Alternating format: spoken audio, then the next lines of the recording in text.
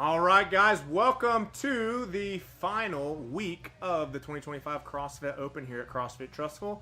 I'll be your host tonight, Andrew Rape. My wife is on camera, and we're going to have Soph and Lee and a bunch of guests on tonight. But the workout, we're going to cut right to the on-floor camera because it's already rolling. 4 o'clock has started. And with that being said, I'm going to go over who is in the heat. We're going to bring Chuck on. Chuck, come join us. He went earlier. I'm going to go ahead and start reading these off. So on the floor, we have Miss Lee Hanby, Sophia Contreras, Mike Pender, Stephen Sawyer, Lee Contreras, and John Mize. So with those athletes, that's 4 coaches on the floor. Mike Pender, who was a 70-plus games athlete last year, and John Mize, who I think he's crushing it too. He's like top 10 in his age group.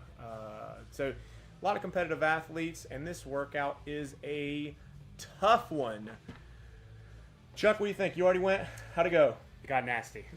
Yeah, that's... To me, the workout started when you get to the cleans. You get about 5 cleans in, and you hate your life. Yep, I would say that. We have Welcome to the Poopy Town Show, Will Stacy in the comments. So when I did my strategy first thoughts, I said that last row is Poopy Town. People have kind of taken off. We've seen a lot of AI-generated images of people in Poopy Town. And people are having fun with it, but I stand by my advice. That last row was disgusting. However, what do you think the worst part was? The last 10 wall walks. That got really, really bad. The last 2 sets of wall walks. Yeah. For me, it was the snatch and cleans. To everybody on the row, what would be your advice to them? They just did their wall walks and they're on the row. What do you think's in their head? And what would you say they should do? First of all, got to give a shout out to my boy Will Stacy. Yeah, in the comments. He says if I don't, he's gonna break up with me. So. We almost had a fight yesterday break out when Jay Bucks tried to grab him as a partner. Oh, so, man. Yeah. No. That's like trying to break up, Sydney and Mary. So, sorry, what was the question? So Soph, Lee, on camera right now, what do you think is running through their head? Let me slow down. Pace myself. That's what was going through my head. When my first couple pulls, I was pulling 17 to 1800, and it felt fine. But I had to force myself to slow down to stay between 12 and 1300. Yeah. Because if not, I knew my heart rate was going to explode. Yep. And Will, good to see you. Jamie, good to see you. Both Wills, Will Stacy and Will Hudson. Yeah, we will have some sponsors giving away some prizes tonight. In the top, you can see all of our sponsors. 18 South is actually giving away a prize tonight. We're going to have Ryan on at 4:30. Drip, another one of our sponsors. Daniel is going to come on at 5:30, give away some stuff. So all those logos up top, they're supporting us, and we're supporting them. We are a local gym, and we just love local businesses, so support them. And, so Steven on the wall walks there. He's coming off of them. Lee's already on deadlift. Yeah. What do you think these guys are going to do? Singles, 5s, 3s? Looks like Lee was doing sets of 5. I saw him do 5 and drop. I went 10, 8, 7. I just feel better with bigger sets of deadlifts, but I would totally do 5s at the same time. Yeah, as a powerful athlete, you definitely have to. You don't want to blow up your battery. I tell everybody all the time, a bigger athlete has a larger battery, but it takes a long time to recharge. So for us, it kind of makes sense to go 10, 15, and then hold on to 25, whereas a more endurance athlete can do 3s quicker. Yeah. 3. Jeremiah, you asked a good question. Does Mike lose natural momentum on the road with those pulls, doing a pull, semi-rest, pull, etc.?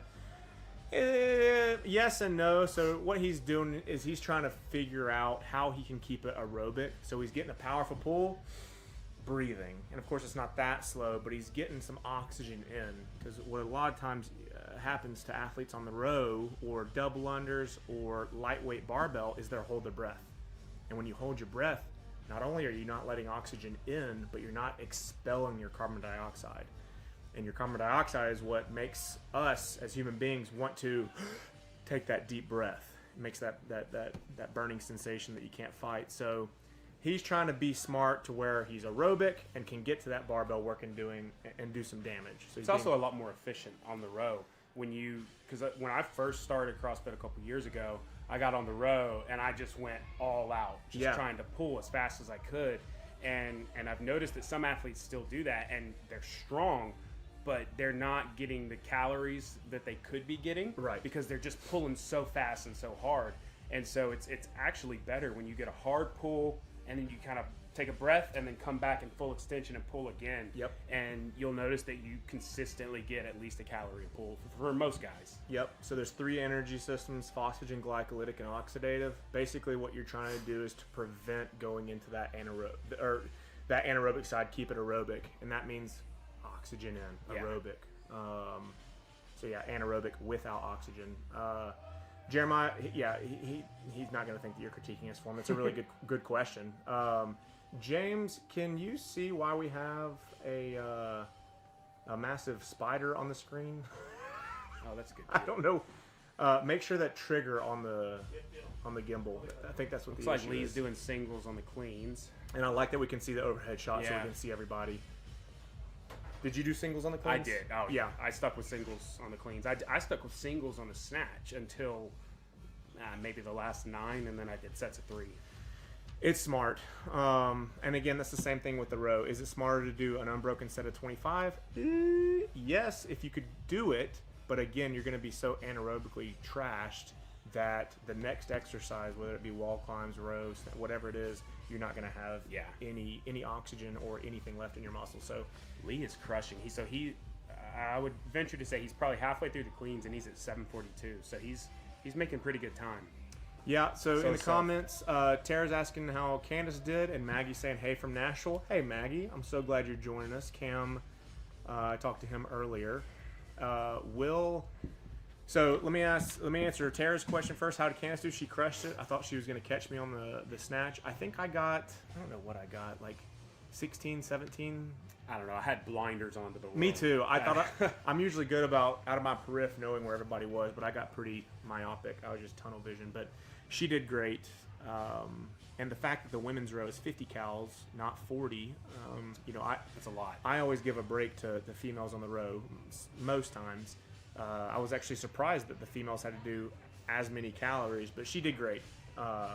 If it was 40, I don't know. We may have tied. I already went.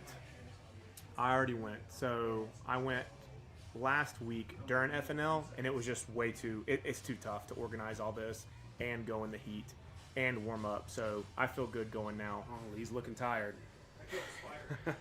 Good job. James killed the spider. He's the guy that's organizing all of this.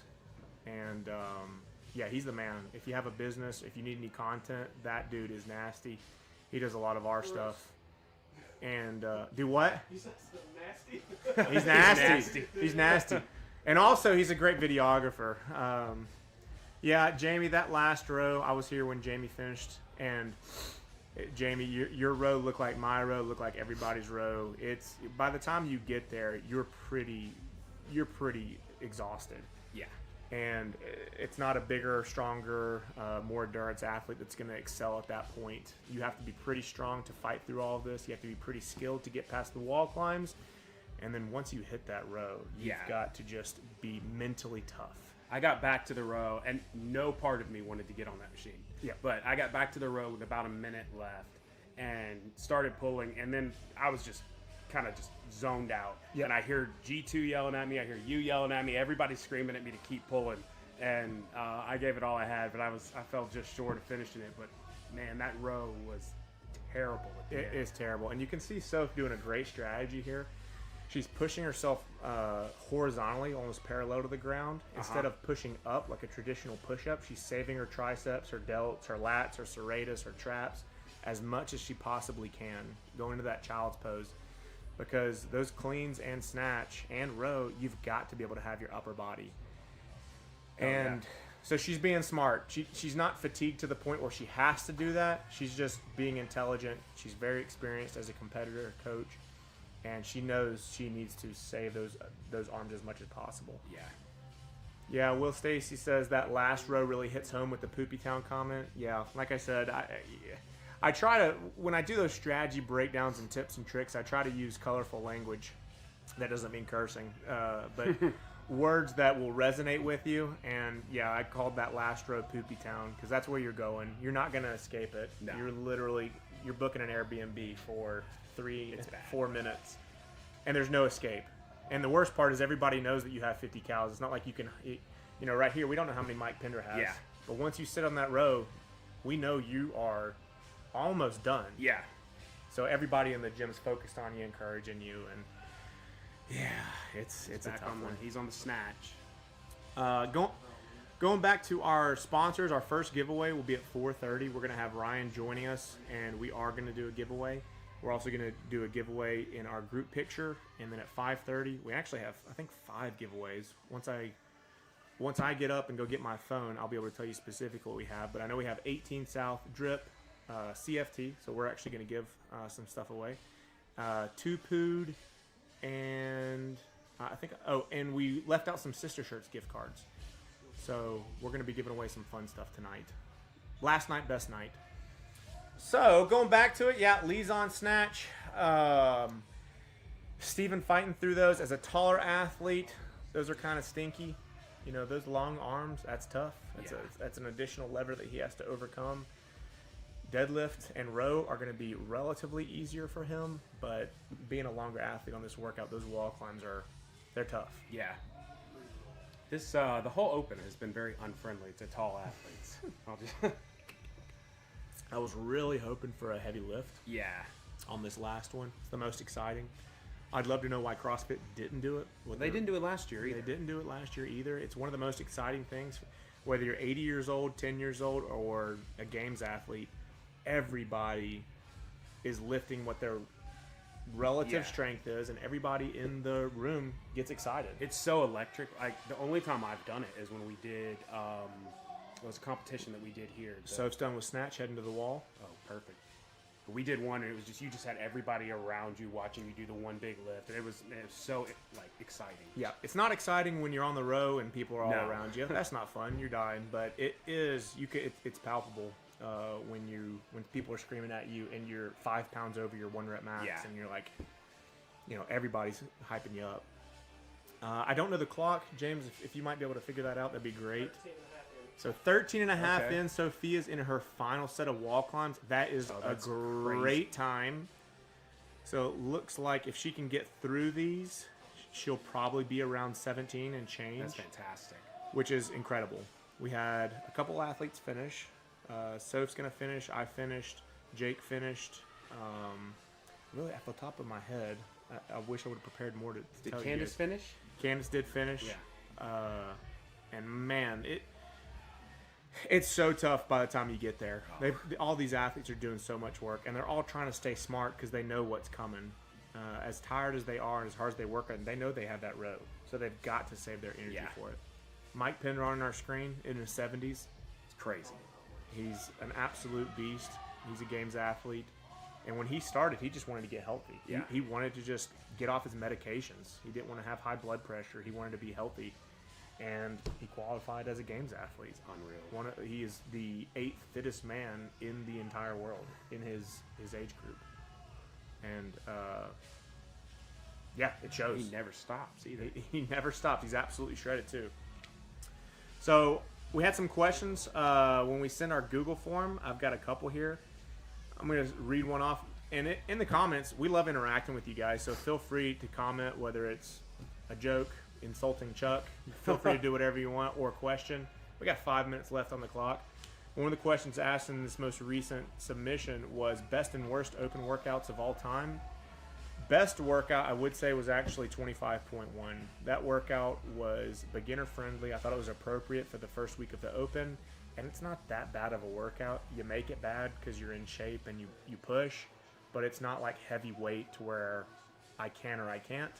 The worst workout was, I forget which year it was, but it was overhead walking lunges with a barbell, chest to bar pull-ups, and I think toes to bar and burpees or something like that.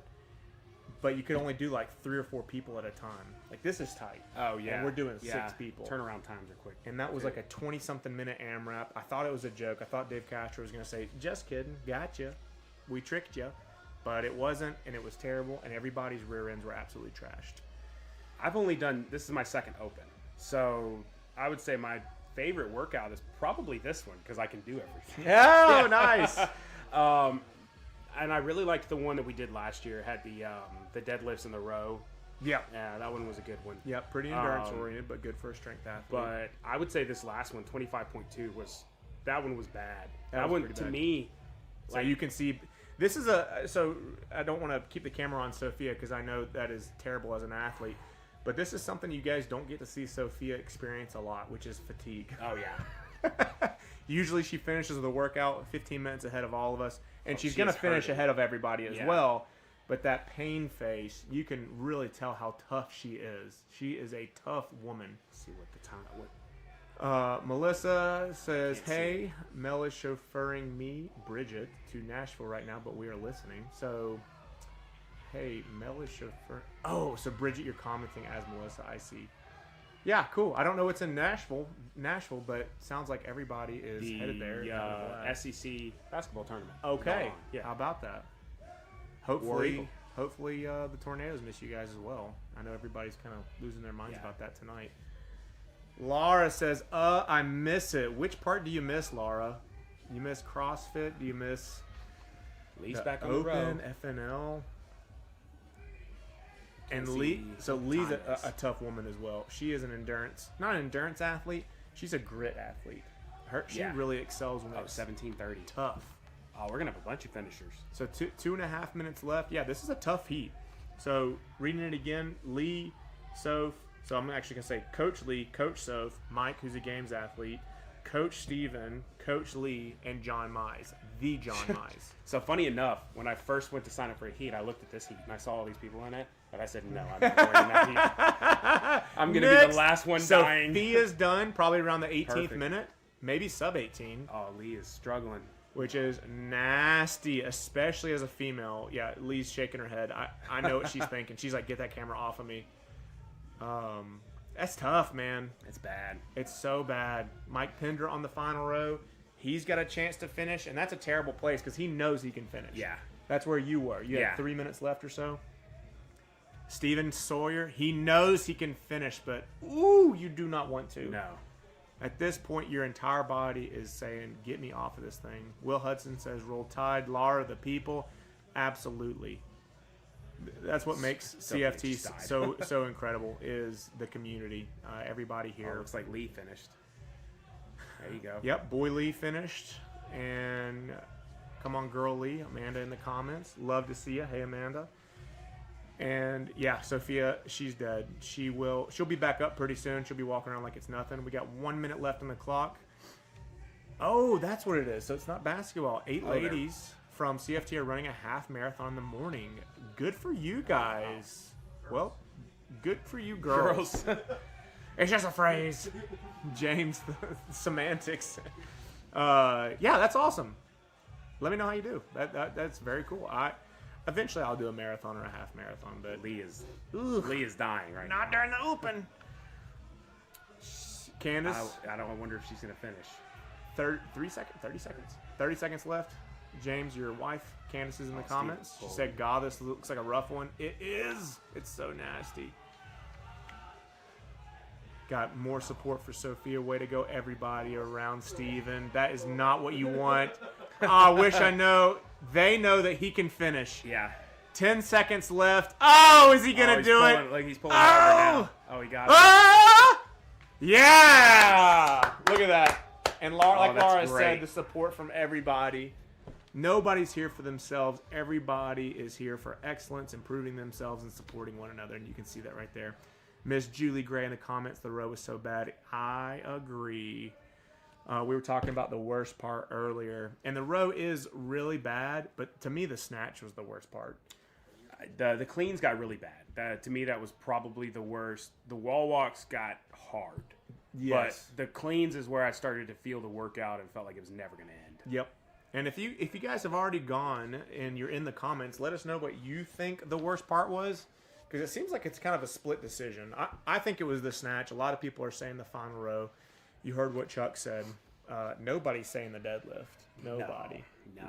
I I think everybody's fresh at the deadlift. The workout doesn't really start, I think, until you get to the cleans. And everybody's being smart, too. I put that in my breakdown. Don't sprint the first row. Don't try to do the deadlift unbroken. If you think you're doing the deadlift unbroken, chill out because you are not going to be doing anything special in the cleans and the snatch, and everybody's been level-headed and intelligent.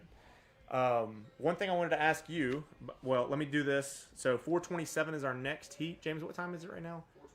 4:22. So in 5 minutes will be our next heat. We've got Miss Natalie Shores, Perry Wright, Cody Jett, John Hopkins, Michelle Free, and Miss Sydney.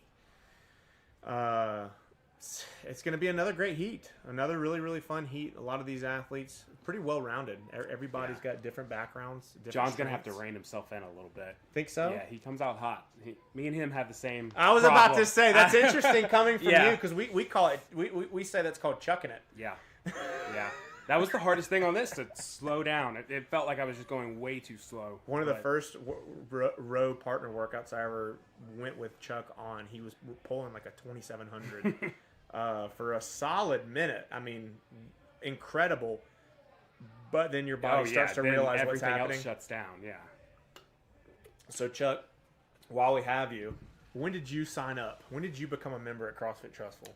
I think it was like the last week of May. Yeah. Right after the fire. I think it was like 3 weeks after the fire. Yeah. So I'll repeat that. And it was the day after you guys did Murph. Okay. Because I heard everybody talking about it. Okay. Well, good. Murph's terrible. I've done it. I've done it probably a dozen times. It's terrible every time. But so I'll repeat that. He joined at the end of May 2023. So he's never been in the gym. Nope. He has no idea what that gym looked like. All the space and all the cool stuff and. No, I'm very excited to work out in a gym again. I haven't been in a gym in years. That's right. Chuck is never been in a CrossFit gym. He probably has one of the best attendances here, and he has yet to be in a CrossFit gym. Nope. He's in a CrossFit church sanctuary. But yeah, here soon he's gonna be. This is like going from eating ramen noodles to. I can't even imagine. Yeah. Like, I'm so excited to be able to go off in the corner and do some cleans and work on some skills without interrupting class. So. Just wait until you get your own rack. Oh yeah, it's gonna be great. You can go outside. Yeah. We've got Bridget on Melissa's phone saying, "Great heat, way to go, guys." Will, I'm just getting tired watching y'all. Bridget again, Mel said she's got to redo it now. Yeah, this is one of those workouts you can redo.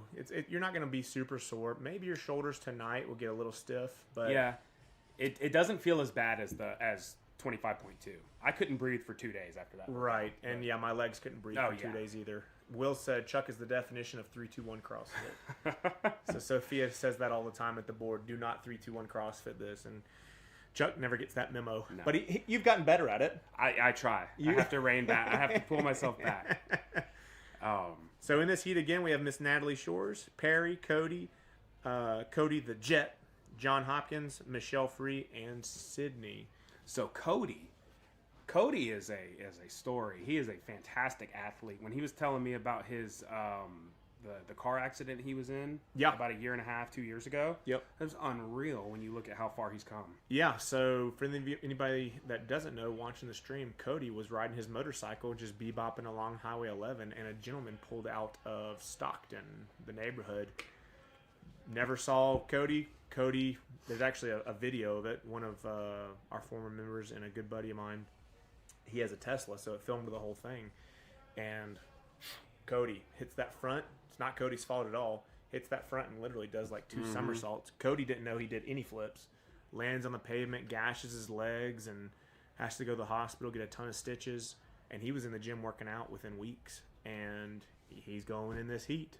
And it's awesome. 1.5 years ago was somersaulting over the front of a vehicle. So, and not last heat, but the second heat, we had Corey Glover. Oh yeah, he was doing 1-arm deadlifts. Yep. So he tore his bicep at work. His manager asked him to move something, and his bicep ended up having an injury. He had to get surgery, and he's in here absolutely crushing it. It was crazy. watching him do the 25.1 doing 1-arm burpees, and then today doing 1-arm deadlifts. He did 1-arm row, 1-arm deadlift, crazy. 1-arm cleans, and he ended up doing some 1-arm snatch. I don't think those. Yeah, we hadn't done the snatch yet, or the live stream yet, but yeah, man, that's what I love about this community. Is everybody's just wants to get better for themselves, be good dads, be good moms. The community is like second to none. Yep. It's fantastic, and that's what has like I think CrossFit workouts are cool. They're awesome, but I think the workouts that you write here are fantastic, but the community is just, it's unlike anything I've ever been a part of, right?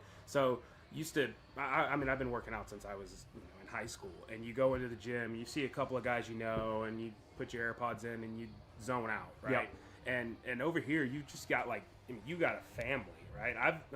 I've developed some lifelong friendships just in the last several years being at this gym. And I mean, I couldn't imagine life without this gym. Yeah. So it's unreal to me. Yeah, it's awesome. You're gonna make more friends when we get into the new building as well. Oh, I can't wait. We have a lot of people that can't make it all the way down to here because of the traffic, or they need showers. Yeah. So we have a lot of people that I would expect are going to be joining back that I'm great friends with that just can't make it here. And the cool thing is too is it's not an ego gym. Right. Like a lot of gyms I've been in, there's a lot of people that are, they're kind of off doing their own thing. It's about ego lifting and you don't talk to people. And man, everybody here that was the first week I got in here, I was dying. And people were just cheering me on to see me succeed. And it was awesome. So that to me is what really makes this work. Yep. Well, I appreciate that because everybody here is really awesome, and it feels like my family. So I feel like you're complimenting my family. So I do appreciate that. So we have now began the second heat of Friday Night Lights, our 427 heat. You can see Cody, who, like Chuck was saying, was hit by a vehicle, and he did front flips over the vehicle, gashed up his legs, and now he's working out like you never even know. Perry, right on screen, who is Gabriel's wife, and she is her and Gabriel are who allowed us to be here at the church. Yeah. So I talked to her earlier. She was a little concerned about, number one, the wall climbs, which she looks very good on. Fine, yeah. And she's also very concerned about the deadlift. She thinks that's very heavy for her. And I said, look, you're rightfully concerned about the wall climbs. They are going to get nasty, but the deadlift, I don't think she's giving herself enough credit. I don't think so. She's strong, and I mean, worst case, you start doing 1 or 2 reps and drop it. Mm-hmm. Yeah, exactly. Yeah, 1 or 2 reps, singles, totally fine. So we've got the majority of these athletes on. Perry's going to join them. Chuck, do you have anything before you hop off? Because I'm going to let Ryan get on here. No, John looks like he's going too fast. And then Mike, you don't go anywhere either, okay? No, thank you for having me. It was great. This was an exhausting workout. Yes, it was. Thank you so much. Thanks, man. So we see John on. Chuck earlier was talking about how he needs to rein it back. You can see from his body language he's doing well. He's being smart. Ryan, come on, dude. Welcome. So I'm going to introduce you. Ryan is also, before I even introduce him, he's going to be giving away an 18 South $150 gift card brought to you by Miss Lacey and Patrick Isbell. And but before we do that, did you know you were doing that? I don't think you did. It's fine. I love giving out stuff. Yeah. Let's do it. Absolutely. So you're going to be picking somebody. I'll let you know how you're doing that in a second. Sweet. So Ryan is what is it, pastor? Is that pastor? Okay. Yeah. I know it's like a bunch of roles, like it's senior fine. pastor. Yeah. I don't know how that works, but so he's a pastor of Cahaba City Church. Mm-hmm. And I was talking with him, found out during Super Bowl that he actually started his church Super Bowl Sunday of last year, yeah. Right? Mm-hmm. So he celebrated his 1-year anniversary, and they've been at Miss Kelly's for quite some time and are reaching a lot of people, doing a lot of great things. And he's just an awesome guy. He's a great guy, and appreciate it. Why did we bring you on the live stream? Why are you here? What's happening? There's a lot of reasons. I will say this first, man. Y'all got me wanting to get swole. I just walked through the room. I'm like, man, I'm the skinniest guy in the room. No. We can find somebody. But yeah, so we met through Gabriel. Shout out Gabriel. Not that long ago. And man, all the puzzle pieces have come together because Cahaba City is officially moving to the Phoenix, which we are super excited about. So, man, we're just really, really excited about it. My team, the few that know, are really, really pumped about it. Let's put it on a live stream. And so now it's on a live stream, so everybody's going to find out. But this upcoming Sunday is when we're going to do like a big announcement, all of that stuff. And so we're just super pumped to get to be a part of it, reach some more people, man. So. And how cool is that? We literally on screen, so John is working out. The wall that he is doing those wall climbs are on, we built that wall. Behind that is a window. I mean, this is a church sanctuary. This is not a gym.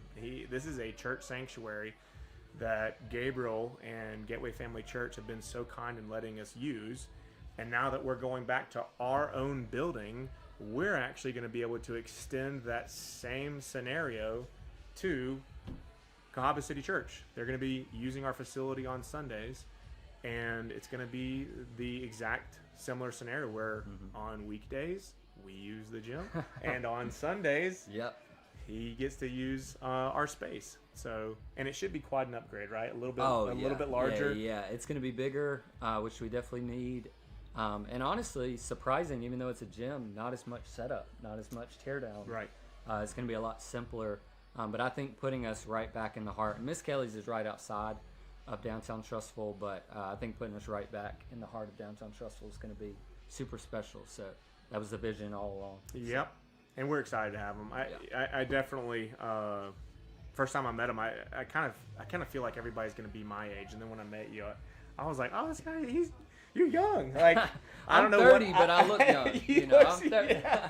I'm 30, but I look 21. When he got out of the car, I was like, right? Yeah. And he's like, yeah. So, but we immediately hit it off. And, yeah, I'm most excited about that because we wouldn't be here if it wasn't for Gateway Family Church. And I'm excited to give them the opportunity. You know, God is good, and everything happens for a reason.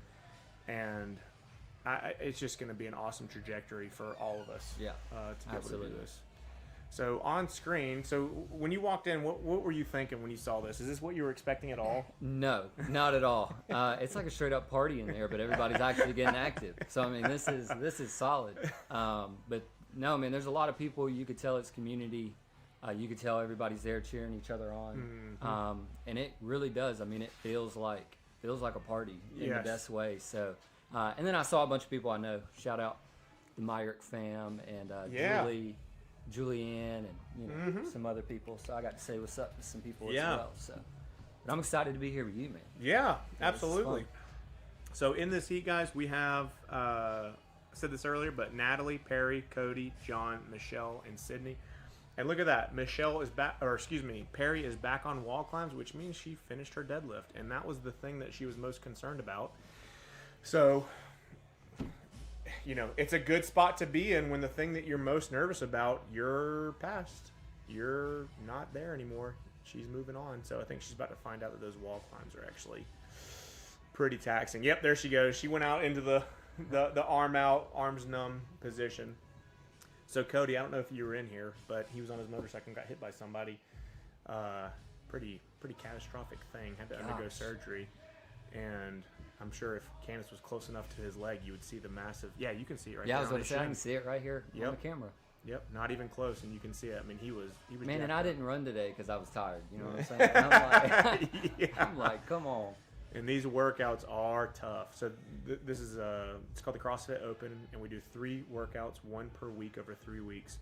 And it's actually a global competition. So wow, awesome. Mike Pender on camera, you guys can't see him, but Ryan can. Mike Pender actually went to the games. Oh, that's awesome. So, and he finished 8th. Am I right? It was 7th. Okay, so you were ranked 8th and then moved up to 7th, right? I was in.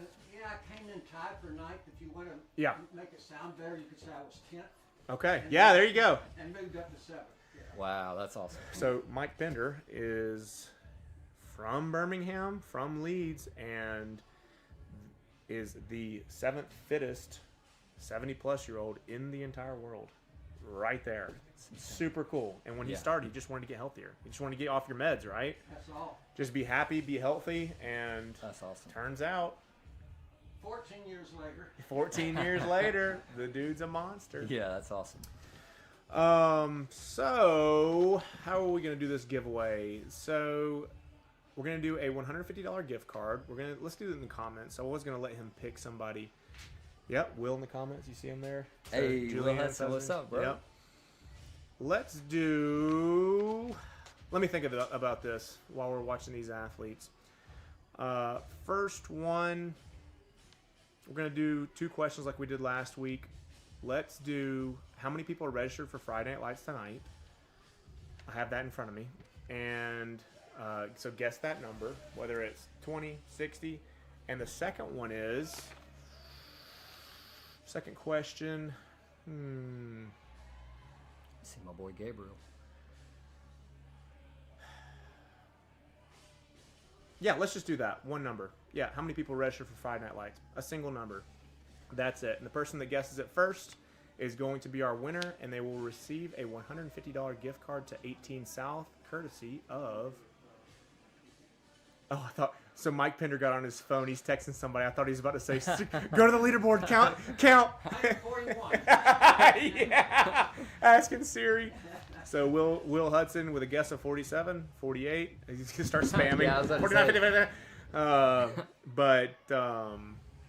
Yeah, so while I'm totaling these up, if you want, tell us. So we are trying to get in mid-April or late April. We don't know, depending on the elevator. But give everybody kind of an idea of what Sunday looks like at Cobb City Church. Yeah, I mean, Cobb City, we started our church in my living room February of last year with the idea of reaching the 3 out of 5 that don't go to church anywhere. And so for us, one of the big things that we care about is creating an environment for people that don't like church, don't necessarily go to church, or consider themselves de-churched. So maybe they came from an environment where, church hurt, those different things. And so for us, man, we say this every Sunday. We want church to feel like a living room, like you walked into somebody's living room. And it's starting to feel bigger than that, so that's still important for us to be able to cultivate that. So I would say, man, when you come in, it's a family environment. There's a lot of little kids running around just because we have a young church. Yep. A lot of little ones running around being crazy. Kids are welcome to be a part of our Sunday service, or they could go to a kids ministry service. So we have both options. We don't think that the sound of family is a problem. We think it's the sound of life, so we're super excited about that. Yeah, very cool. And so, man, it's been super cool, but it's just a really chill environment to get to grow in your faith, learn about Jesus. So I love it. Yep, I love it. And Gateway's the same way with kids. Gateway's actually expanding. They're going to build a sanctuary and make this building. Actually, I don't know if that's public information. Oops, I'm a trustee. Maybe I shouldn't announce that, but. Well, I just told, yeah, you can leave it. Don't tell Gabriel. I just told everybody info that I haven't even told my church yet. So, we're just out here breaking all the rules. Well, that's all, folks. And the kids is one of so the church has been capped out like you're supposed to. So as a trustee, I've learned this information over the years. At 80%, typically when you add another service or expand, because people like me, I don't like sitting next to somebody. Yeah. It's like I want one more chair, and so that's kind of how they calculate that. And Gateway, like you, has been at 100% or more capacity for probably 2 years now. Yeah. And the kids is like 500%. I mean, there's probably 2 adults for every kid, and it's usually it's like 4 to 1 or 5 to 1. It is good problems, except unless you're in the kids ministry, and then it's a headache. Yeah. So the question is, I'm gonna milk this a little bit. I'm not gonna say if somebody's won yet. Somebody may have won, but the question is, how many people are registered for Friday Night Lights? That is all tonight. So from 3 to 6:27 or 6:31 is our last heat. How many people are registered? And I'm gonna announce the winner if it's been guessed in about 60 seconds. Miss Sydney. Actually, I'm gonna let you, Mike. Can you go find me a pen? Yes, sir. I'm gonna write it down and let Ryan announce who it is, because I think I have a name. So yeah, John on camera right now. You can tell he's a little fatigued. This is at the point. Yeah, Will. He's gonna start spamming soon enough. Yeah, that's how you gotta do these. You gotta get your numbers in there. So with the standard on the wall climb, both hands have to hit that front tape, and then once you hit that, your fingertips have to hit the white tape, and then your feet can come off the wall. Very, very tough exercise. Your entire body weight is being supported by your shoulders. So once those shoulders go, once your delts, that whole shoulder girdle gets a little fatigued, it is tough. So you'll see people rest a lot. It's not necessarily because their cardio's gone. It's because they've got to let their muscles repair. Thank you, Mike. So I'm writing this down because we do have a winner. A winner. Already. So I'm going to rewrite this one because my handwriting is terrible. I was going to say, I got to be able to read it. So we do have a winner. Ryan is going to read it. This is the winner for the $150 gift card, courtesy of Lacey and Patrick Isbell, who Lacey's been a member here since 2010. And it's from 18 South. So you got to go see them. They have a couple locations. Great apparel. Go see them whether you win or not. But the winner is Jeremiah Culwell. Jeremiah Let's go, Culwell. 46. Amanda, I hate to see it. You did guess correctly, but it was a little late. And the worst part about that is I can't scroll down through the comments, but I'm pretty sure Will said 47, 48. Yeah, I was about to say, I think Will said everything. Yeah, I think you missed 45, 45, 47. 47, 48. Man. Will. And 44. Oh, no. It's terrible. Hey, Will's a disc golf legend, though. So. He is a disc golf legend, and I hope he He's got I hope that. he does not need apparel from 18 South because Jeremiah's got it. So, James, what's the clock? It's got to be close. 4.5 minutes. 4.5 minutes. I figured it was closer. So John's making great time. So yeah, Will missed it by. He thought Mike right. It was on his age. He was like 1 year off and got the date of the church right. And then this year, who guesses 45, 47, 48? I can't believe it. That's on you, Will. That's that's on you, man. I'm sorry. Oh my goodness. So, all right, we're gonna let Ryan go and bring Mike Pinder, Games Athlete of this past year, on. Ryan, thank you so much. Appreciate you, man. Next month. See you at the Phoenix. I can't wait. See you at the Phoenix. Come on, Mike. So Will missed $100 because he missed Mike's age by 1 last week. I'm so sorry, dude. I'm so sorry. Look at Cody's body language. So if there's ever body language that personifies this entire workout in this row, Cody is showing it to us. He is in a dark place. And look like John's stroke rate, super fast. He's actually going. So John in the black there, John Hopkins. Yeah. You can see Cody slowed down.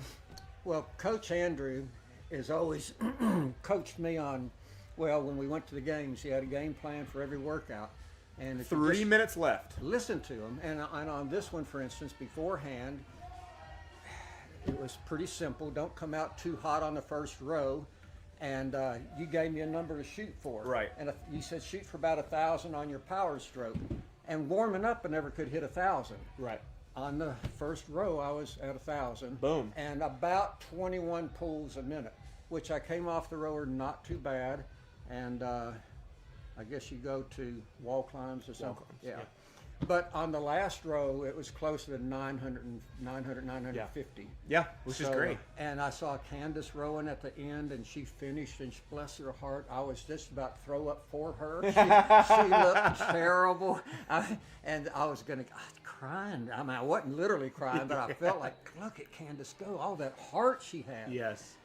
So Mike he's very good at, he can almost feel your pain. So yeah, he's just in that row with her.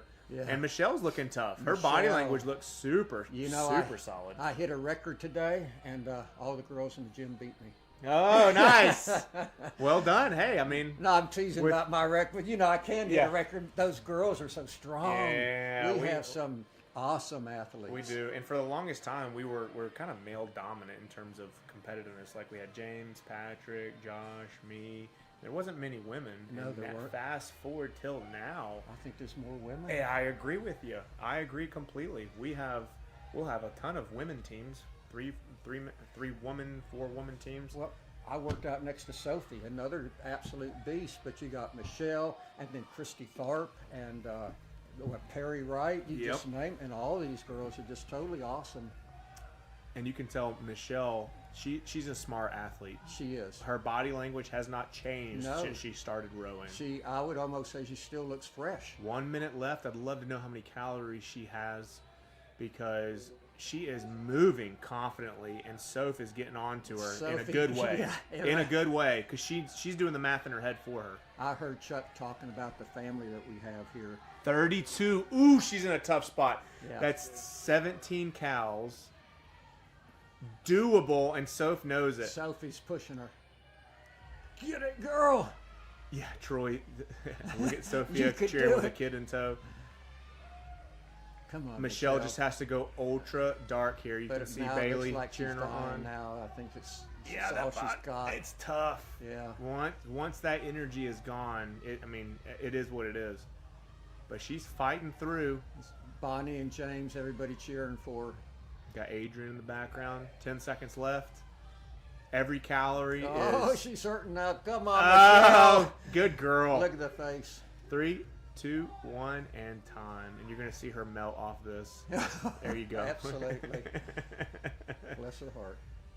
That's so good. But, she didn't finish, but as we all know, every single calorie that you get is tens of thousands of spots. I mean, I think I was 12 shy of finishing. And, I wanted to come on the live stream today to announce my retirement from competing. oh, really? Did You know what it is with me.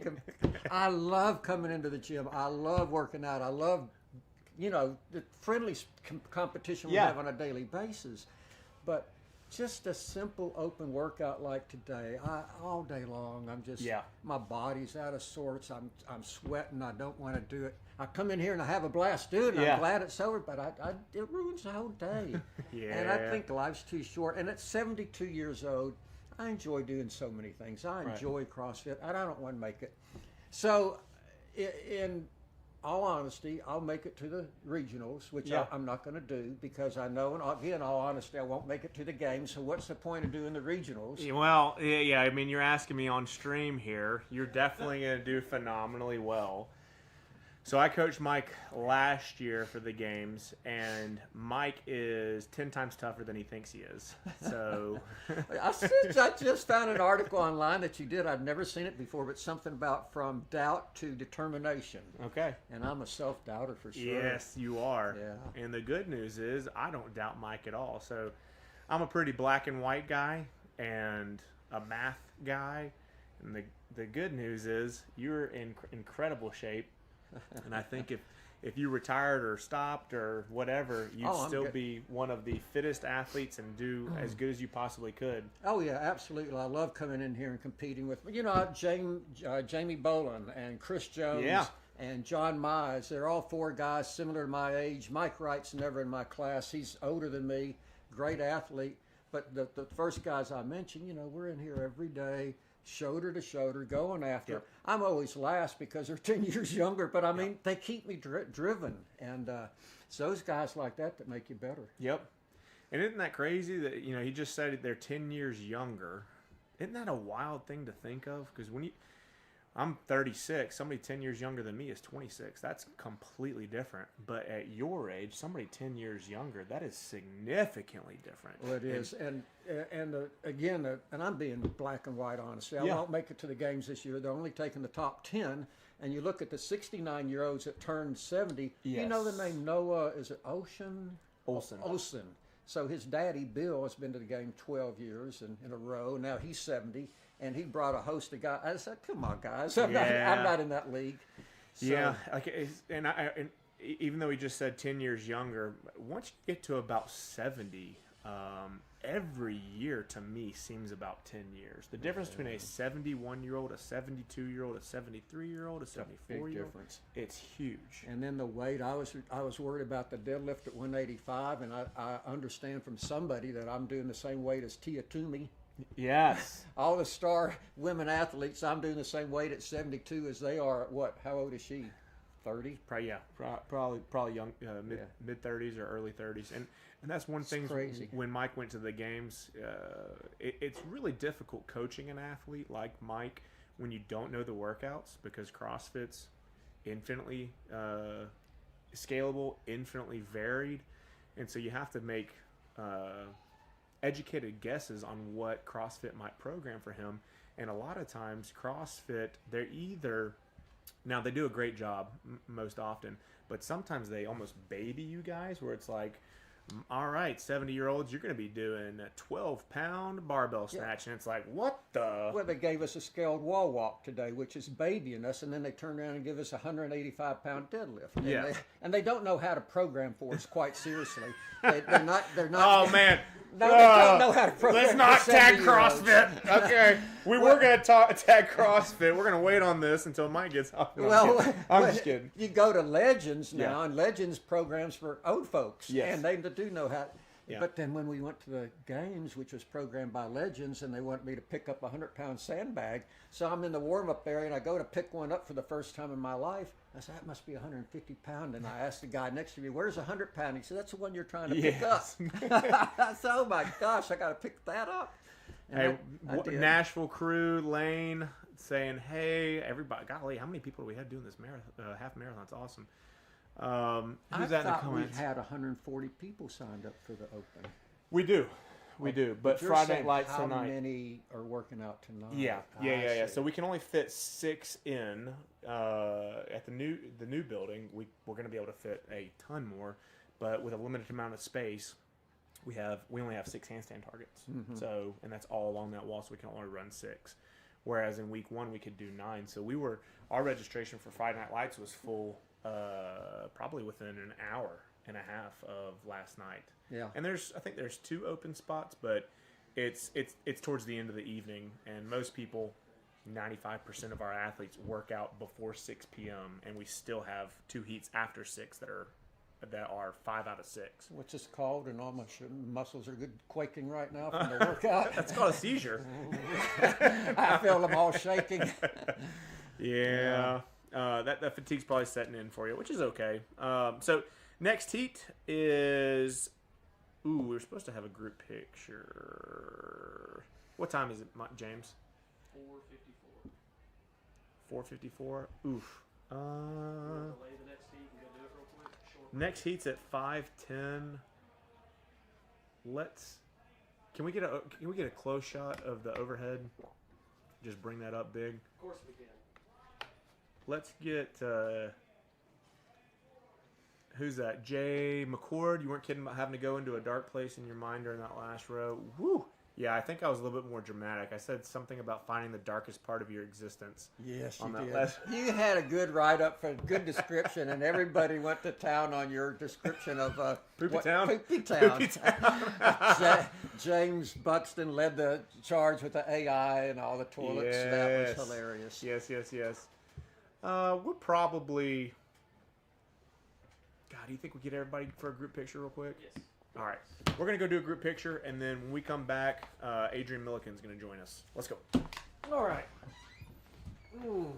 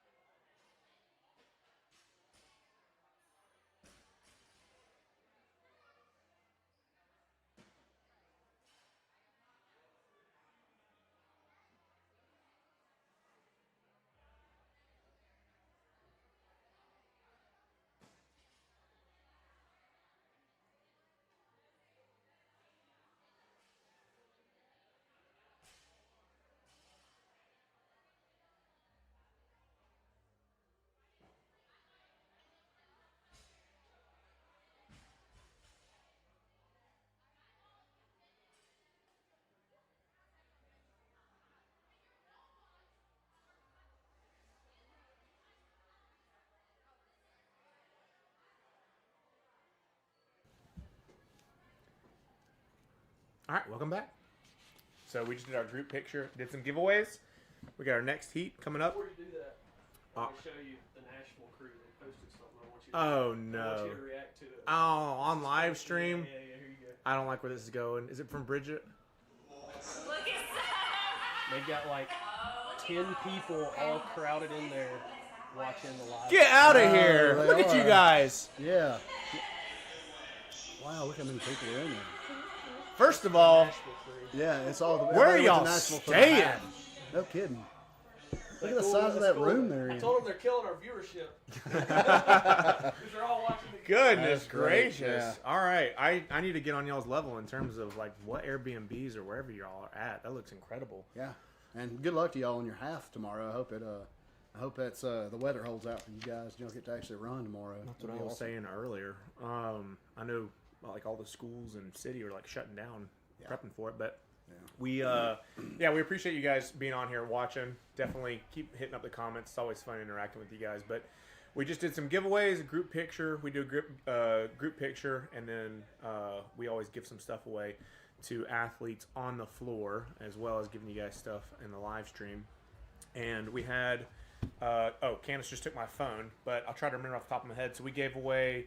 So Lisa gave away a goodie bag or goodie basket of like chocolate chip cookies, macadamia nut cookies, brownies, and all kinds of goodies. pound cake, and I can't even remember it all. And Lee won that. She covered her eyes and picked somebody, and Coach Lee won that. Then Dr. Daniel gave away a drip and 5 B12s to Bailey. And Bailey actually ended up gifting them to Corey Witt. Sure So did. Corey Witt won those, and then I picked. So we gave 2 athletes, told them we're going to comp their membership. Spun around, and Jenna Hopkins and Leanne. Yeah. So we're going to comp their membership. Super cool, man. Yeah, it was cool. really It's cool fun. giveaway. It's fun. Everybody celebrates. But so next heat, Miss Sarah Beth Jones, Brian McCown, Julianne Hudson, G2, Kayla Cleveland, and Miss Mary Latimer. So we had Sydney in the last heat in lane 6, and then we have Mary Latimer in lane 6. They are as tight as Will Stacy and Chuck, Yeah. and they're both super athletes. Super athletes. Yeah. Very, very tough mentally and physically. Again, we love interacting with you guys in the comments, so feel free to hit us up. And that's Mary right there. Speak of the devil. And guess who's judging her? Sydney. Her partner in crime. So I asked Chuck. He was on here earlier. We're talking about kind of our worst part, favorite part. What do you think? What do you vote for? Worst part? Worst part. Wall walks. Wall walks? Yeah, it was a wall workout for me. The weight was negligible. The 225, 135, 95 was fine. It was all wall walks. Yeah. So Yeah, once your shoulders are shot, it is what it is. is what it is. It's really tough to, when your cardio shot or you're fatigued, you just stand there. You just recover. Mm-hmm. When your muscles, especially your fast twitch muscles, once your upper body's trashed, there's no amount of quick recovery. It's going to take a long time for those muscles to feel good. Even though your heart rate might be down, your muscles are gone. yeah. It's like equivalent of doing 30 push-ups unbroken, resting 5 seconds. How many are you going to do? Not 30. Right. Maybe 2, maybe 3, unless you rest a long time, but you don't have that opportunity. That clock's a-going. Yeah. 20 minutes sounds like a long time till you're in it. And then Yes. you're like, man, I need more time. Yep. Brian, in the comments, I couldn't do any of this stuff. You'd be surprised. You'd be surprised. That's what I love about the CrossFit Open is you've got Lacey, yeah. Lacey, you would do well at this workout. Lacey is Lacey. yep. Sad to say I missed this one today. Yeah, Lacey will do well in this workout. She's the Energizer Bunny. Yeah. And those weights, speaking of like Energizer Bunny and like a fire breather versus strength athlete, these weights aren't heavy. They're really not heavy for anybody. Because if they are heavy for you, it's a scale division, and so Right. it's still relatively moderate weight. It's just heavy enough to where you get fatigued, but you're never going to fail a lift. Yeah. It's not that heavy. And so Lacey, your energy system, you would absolutely murder this workout. We got Will saying, let's go Julianne, his wife, so he gets to watch her from home. and she's already on the row, which means she's knocked out those wall climbs, which for a has. lot of folks is very intimidating. Even the scaled. You know, me and Mike were talking about scaled for the Masters and how sometimes they'll make the scale way too hard or way too easy. Those scaled wall climbs for a lot of athletes, they look easy until you do them, and they are tough. They are tough. They are not easy. They are tough. It's holding yourself in a plank position against a wall. Think about if you to relate, it's doing a plank with your feet against the wall. Right. And then you have to move your hands and maintain that. So Yep. it's very, very, very hard movement. Yep. So Sarah Beth on screen, Sophia judging her, keeping her motivated and on track. She's a stellar athlete. She's tough as nails, just like her daddy.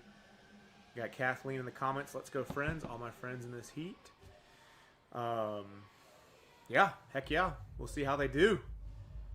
Havoc, Brian, I'm pretty sure with the right coach, you can do anything. Look, dang, Havoc, getting in there. Inspirational. That's what I'm talking about. Put that on a T-shirt. Yeah. Yeah, so Brian on screen, and I saw G2 earlier. This is a workout that I would imagine G2 should do pretty good I on. would think he'll do well at this workout. Yeah. We'll see how he handles those deadlift. Oh, okay, he's heading to him right now as soon as he gets done with these wall climbs. As long as he's not silly, Yep. doesn't try to be somebody he's not and go for 10 or 15 and blow out his posterior chain. Fives was manageable the whole time. Yeah. Fives was the perfect number for me. Just 5 and drop, 5 and drop, 5 and drop, and yeah, it was an easy way to move through that. I saw some people doing singles on the deadlifts and still was able to move the entire time and never had to step away from the bar. Yeah, I was trying to tell people, feel free to do singles if the weight's heavy for you, but the rebound of that deadlift, getting that little bit of bounce, they're not metal plates, they're rubber plates, so they do that. There is an advantage elastic. there. Yeah.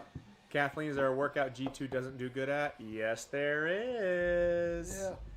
Yeah. So there's lactic threshold is a stimulus that you'll see in programming. It's not, you'll never see lactic threshold in Reboot, but in CrossFit, when you start talking about a 5-minute AMRAP or a 4-minute for time workout, where it's like 3 rounds of 5 185-pound squat cleans and 5 bar muscle ups, that would trash him. But that's something you're never going to see. Yeah. But for a workout like this, where it's high rep, 25, I think he's going to do good. Yeah, he's gonna do 5s. He's smart. Take a And couple look at him breaths, walking look around down. the other side of the bar. walking That's around next the bar. level stuff. Yeah. Absolutely. Yeah. I've given people that advice before. Try not to turn your bar or your back to the equipment. You don't want to turn your back because then you kind of lose track of time.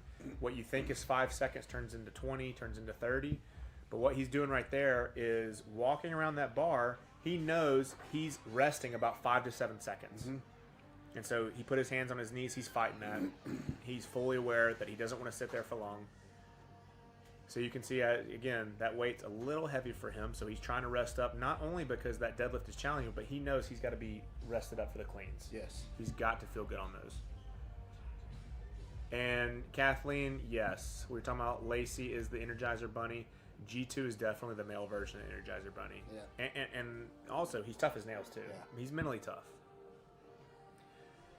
Yeah, I enjoy watching him run past me every time we have something with a run. I enjoy waving to him. Yeah, and he'll come up to me. It's like, let's say the workout's 5 rounds of 400-meter run and 25 burpees. And he'll come up to me and goes, I got you today. I'm going to get you. It's like, yeah, no joke. Yes, you are. Yes. Congratulations. Yeah. Early. Don't worry about it. And I'll just do one of these Congratulations little now. princess waves. See you Yeah. later, buddy, like the narwhal and elf. Yeah. Bye. Hi, Mr. Norwell. I hope you find your dad, because I'm staying here. What is that weight, Will? So the deadlift weight for male is 225. For female, I believe is 155. Mm-hmm. The clean that's coming up next, male is 135, and it is 95 pounds, 85 for females. So 135, 85, and then the snatch is 95. Is it 65, Lee? Yeah. So 95, 65. And the snatch weight is not heavy enough to be an issue, but it is heavy enough to be a pain. It is a tough exercise. Now, if you let off with 25 snatch, you'd see people going deep, getting through them pretty easily. But the fact that you're that far into it, yeah, absolutely G2. You're going to see him get called on that. where the balancing of the arms have to be absolutely straight. So that's one thing that you're going to see his judge get onto him about. And that's one of those things about having judges here is that, yeah, they've got to catch it. Now we have roaming head judges that'll end up catching it, but once that becomes a definitive bounce, that will be a no rep, and a no rep is probably the worst thing that can happen to you in the open when you hear that word. A no rep on one of those wall walks is like getting no rep on a rope climb. It's the worst thing on the planet. So you do not want to get no repped on one of these wall climbs. That's for sure. Yes. Man, and when you get no repped on I don't know, like the first week when you hit the dumbbell or something, it's like, okay, I'll redo that one little rep. But when you get no repped on a wall climb, you've expended a ton of energy. Yep. That is not a good thing. And it takes a while. It's a long rep. No rep on a wall ball, whatever. I cost myself 2 seconds or a second and a half. No rep on a wall climb, there goes 15 seconds. Yeah. So you see Mary, she's tough as nails. I did a partner workout with her a few weeks ago on the Echo bike, and she was asking what pace we should hold. And I said, you should be, I don't know, we'll see. I'm probably going to hold around 70, and you should be, and before I could answer, I looked at her monitor, and she was at 70 RPMs. And I said, well, never mind. You just, you keep holding on to 70, and I guess I'm going to go to 75, 80. And she's tough. Yep. Dude, she is an absolute boss. She'll finish CrossFit and head right over to Reboot, do both of them, do the core cash out following. Kathleen looking good on the deadlift. Yeah. Kathleen was getting a lot Or of I said strategy. Kathleen. I said Kayla. I got Kathleen in the comments. Kayla Cleveland. Kayla was doing a lot of strategy, getting a lot of strategy advice from everybody who'd gone before. Okay. So she's going to take this at a really smart pace and try and get us deep in this, if not finish this workout. So she was excited to do it. Heck yeah. Yeah, Kathleen shouting out for Sarah Beth. Got Brian on the screen right there, or G2 on the screen. God, it's hard to see. Those cleans, what's running through his head for those cleans with G2?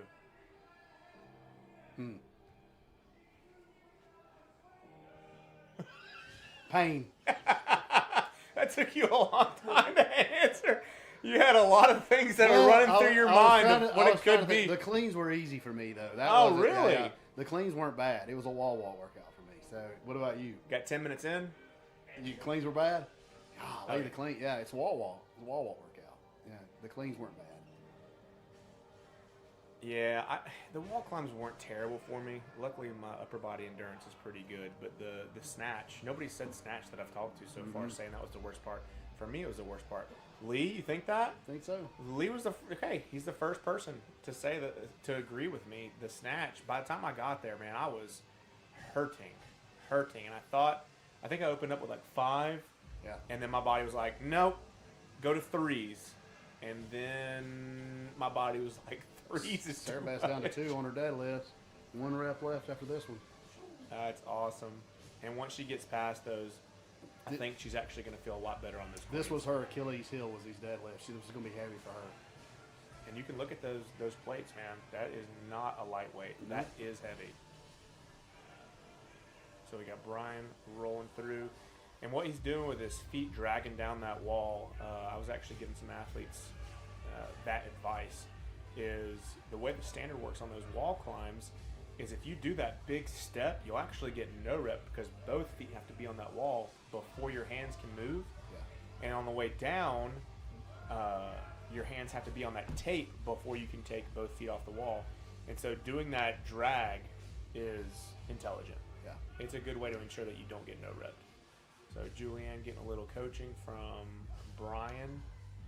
A lot of these athletes have never done some of these exercises. Yeah. We've had a lot of reboot athletes who've never touched a barbell go this morning and even in tonight, where not saying that's the case with Julianne and Brian, but the coach is literally teaching them the snatch while they're doing 25.3. Yeah. I was working with somebody walking in here on a wall walk. Yeah, How to get I saw it. on how to do a wall walk. Like here's how do I need to do this? Yeah. Hold on, let me show you. All right. Yeah, it's come on, G2. Yeah. He's been on those cleans for a while. He's been on the cleans for a while. And the only thing that's in my head is that the cleans are taking out a while. The snatch is going to be pretty miserable. Yeah. The deadlifts really saw him on the deadlift start to his heart rate and respiratory rate started getting up. And it's hard to get it back down when you go from that back to a wall walk. Yeah. Hard to breathe on a wall walk. Most of the time you hold your breath as you're moving up. So, that work under duress is pretty tough. And I'm looking forward to seeing if Mary or G2 get done with these cleans first, because she's moving at a clip. There we go. There it is. And if that camera pans over, yep. So I saw that board. Yeah. So G2's not there yet. On them.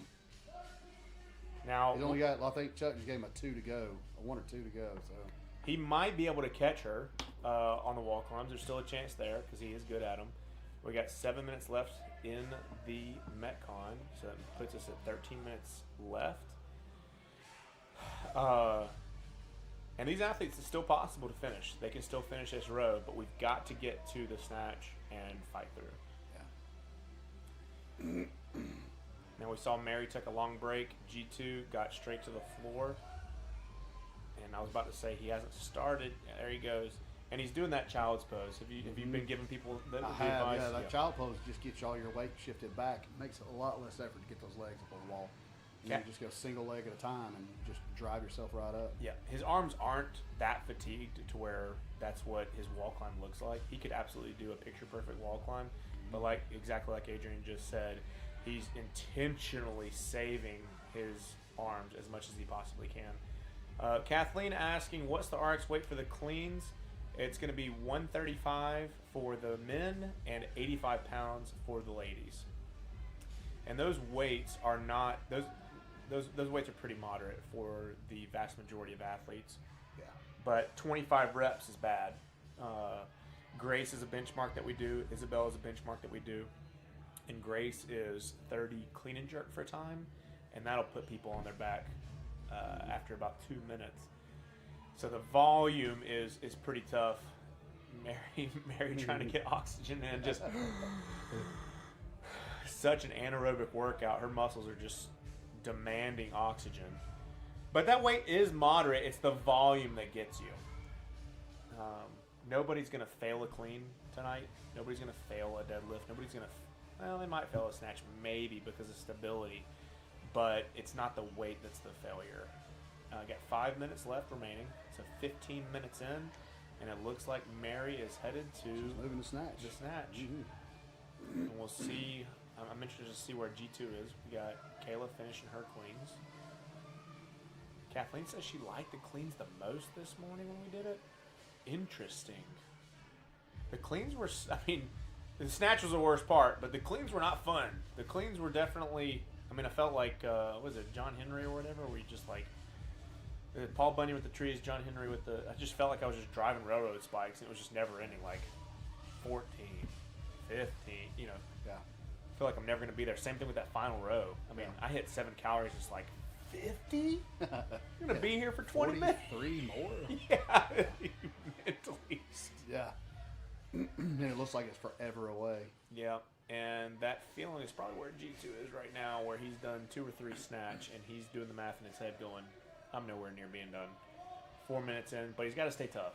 He's got to stay resilient, focus on what he has done. We've got athletes that are going to redo that already talked about. They're going to redo. I'm going to redo this on Monday because this is a workout that if you do it today and then you do, you're not going to be ready for this. It's just not. Right. There's nothing. I feel I could work out now. 100%. There's nothing here that you're going to be ready. Your central nervous system's not. Julianne, my goodness. Yeah, she's killing. Holy cow. Yeah. So there'll be some improvement scores come on Monday. The people that redo this workout. Yeah, and I agree with you. I was trying to tell some of the athletes who hadn't gone yet. Like I talked to John, he was asking how I felt, and I told him the exact same thing. I said I feel fine. The programming that I write here is challenging. We'll do plenty of days where it's 2 pieces and a lot of volume. And to me, this felt like something where if I did this, we could still do a Metcon after. Rest 5-10 minutes, hit another intense workout, or do a heavy lift before. 3 minutes left. Will, you are absolutely right. Your wife is absolutely crushing this workout. Yep.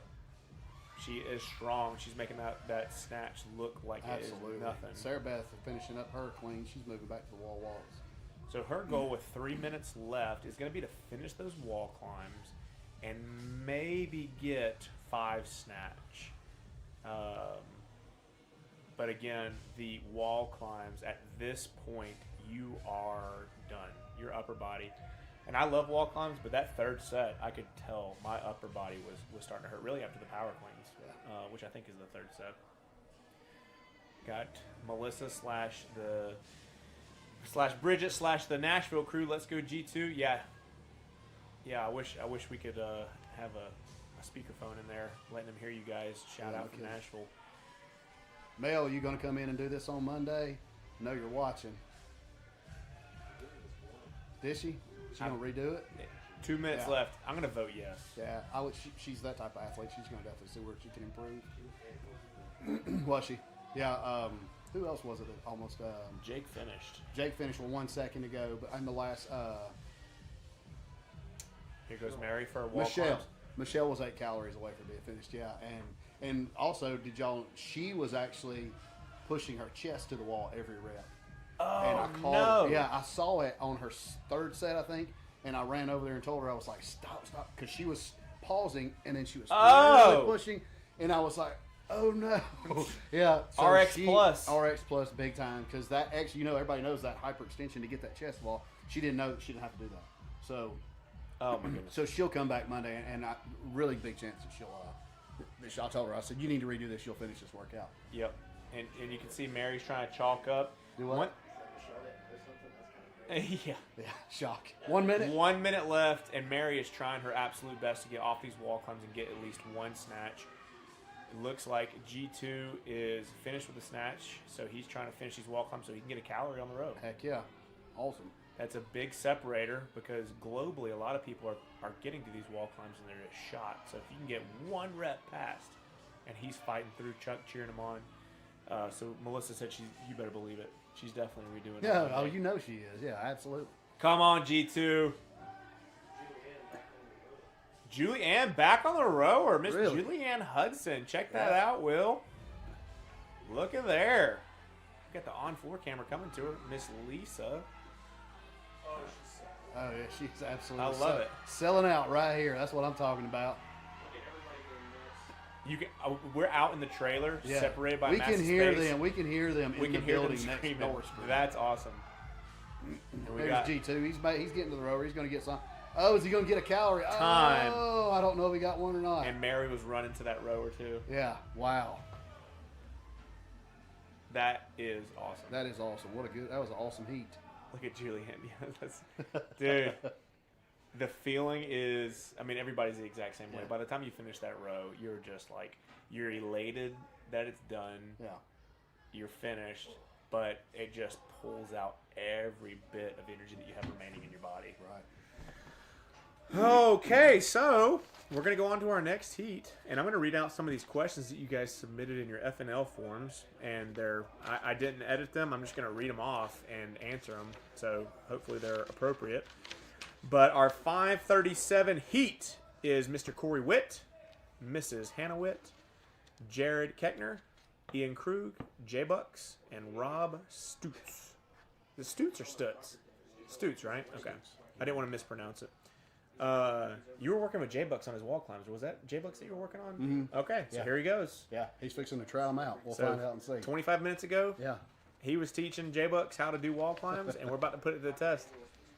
And then, if you want, we'll wait for them to start, and then we'll bring Leon and let you get out of here. Absolutely. But I want you to be able to see your work in action to see. Wait a second.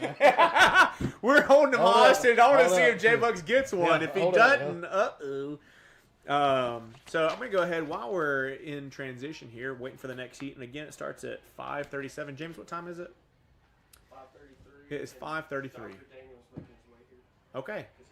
Oh, yeah. We're going to have Dr. Daniel on. Yeah.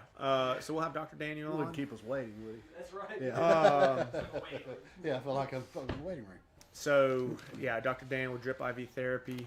We're partners in that, and he's an absolute boss, hyper intelligent. He'll be on in a second, and then we'll bring Leon after that. But one of those questions is, has Andrew already programmed our very first workout in the new building? Yes, I have. And I can honestly tell you it is not the Phoenix. We are not doing the Phoenix. The Phoenix is the yeah, he's like rolling his eyes. Thank you. The air squats, push-ups, and burpees. I think I'm working that day. Yeah. I'm going So I wrote that workout because I wanted to make sure that everybody understood, just because we're in a church, that does not mean easy fitness. It does not mean you're going to get overweight, out of shape. So I wanted to show people, even without equipment, because we did not have equipment that day, right? Right. I wanted to show people with body weight, you can get in great shape. And that's one of those workouts that, like, 5 minutes in, you're like, I'm done with this, and you've got forever to go. But it's not going to be that. So it'll actually be First Impression, which was the first workout I ever programmed for CrossFit Trust when I bought it in 2010. They were doing a lot of cheese, a lot of lame workouts. And that was the first workout. And then when not just a mile, golly. I've programmed that as a first for a lot of different firsts. Like when we moved over to the new building from the old building, that was the first workout.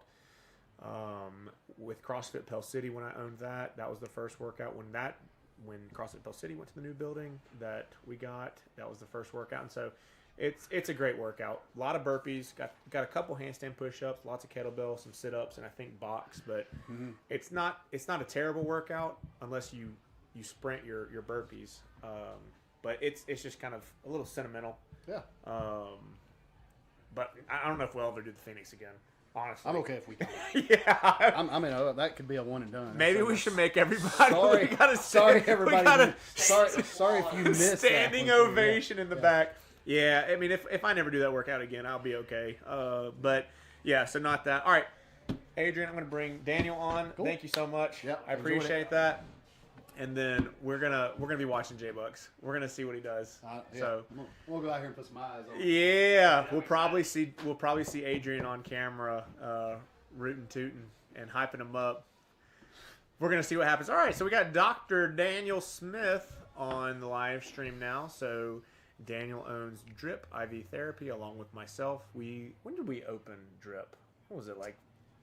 It was 2023, like this was when it was just a mobile service. It was the late 2023, like October, November, and we were going to people's houses and we were figuring that out as we went.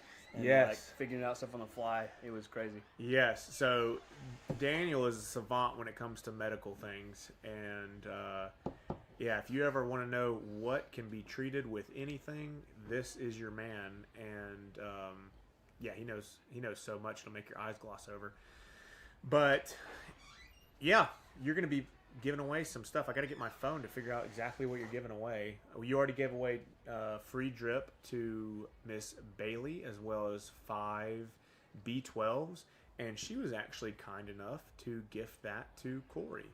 So it was pretty exciting. So Daniel turned around and picked Bailey, and then she got to do the exact same thing, and Corey won.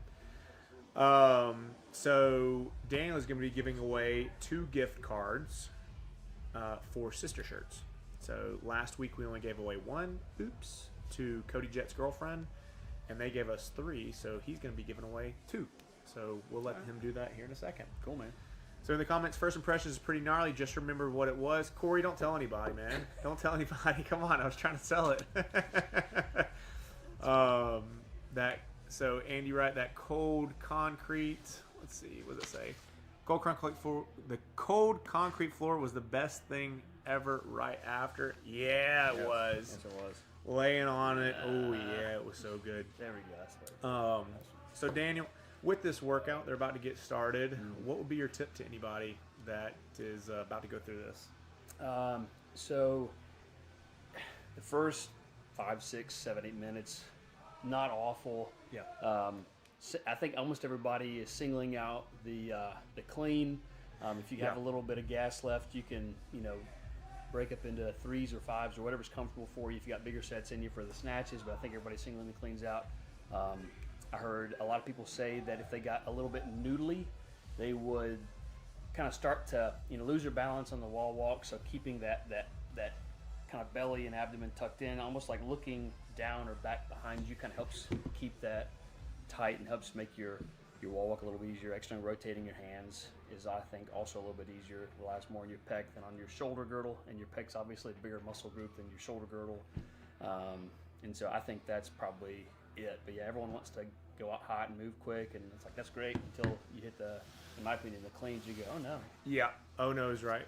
The whole shoulder girdle is exhausted from those wall climbs. So the cleans weigh on it, the snatch weighs on it, the deadlift actually weighs on it a little bit.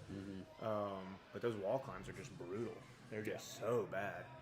Yeah. And so earlier today, right, Jeremiah Culwell is who won our gift card to 18 South.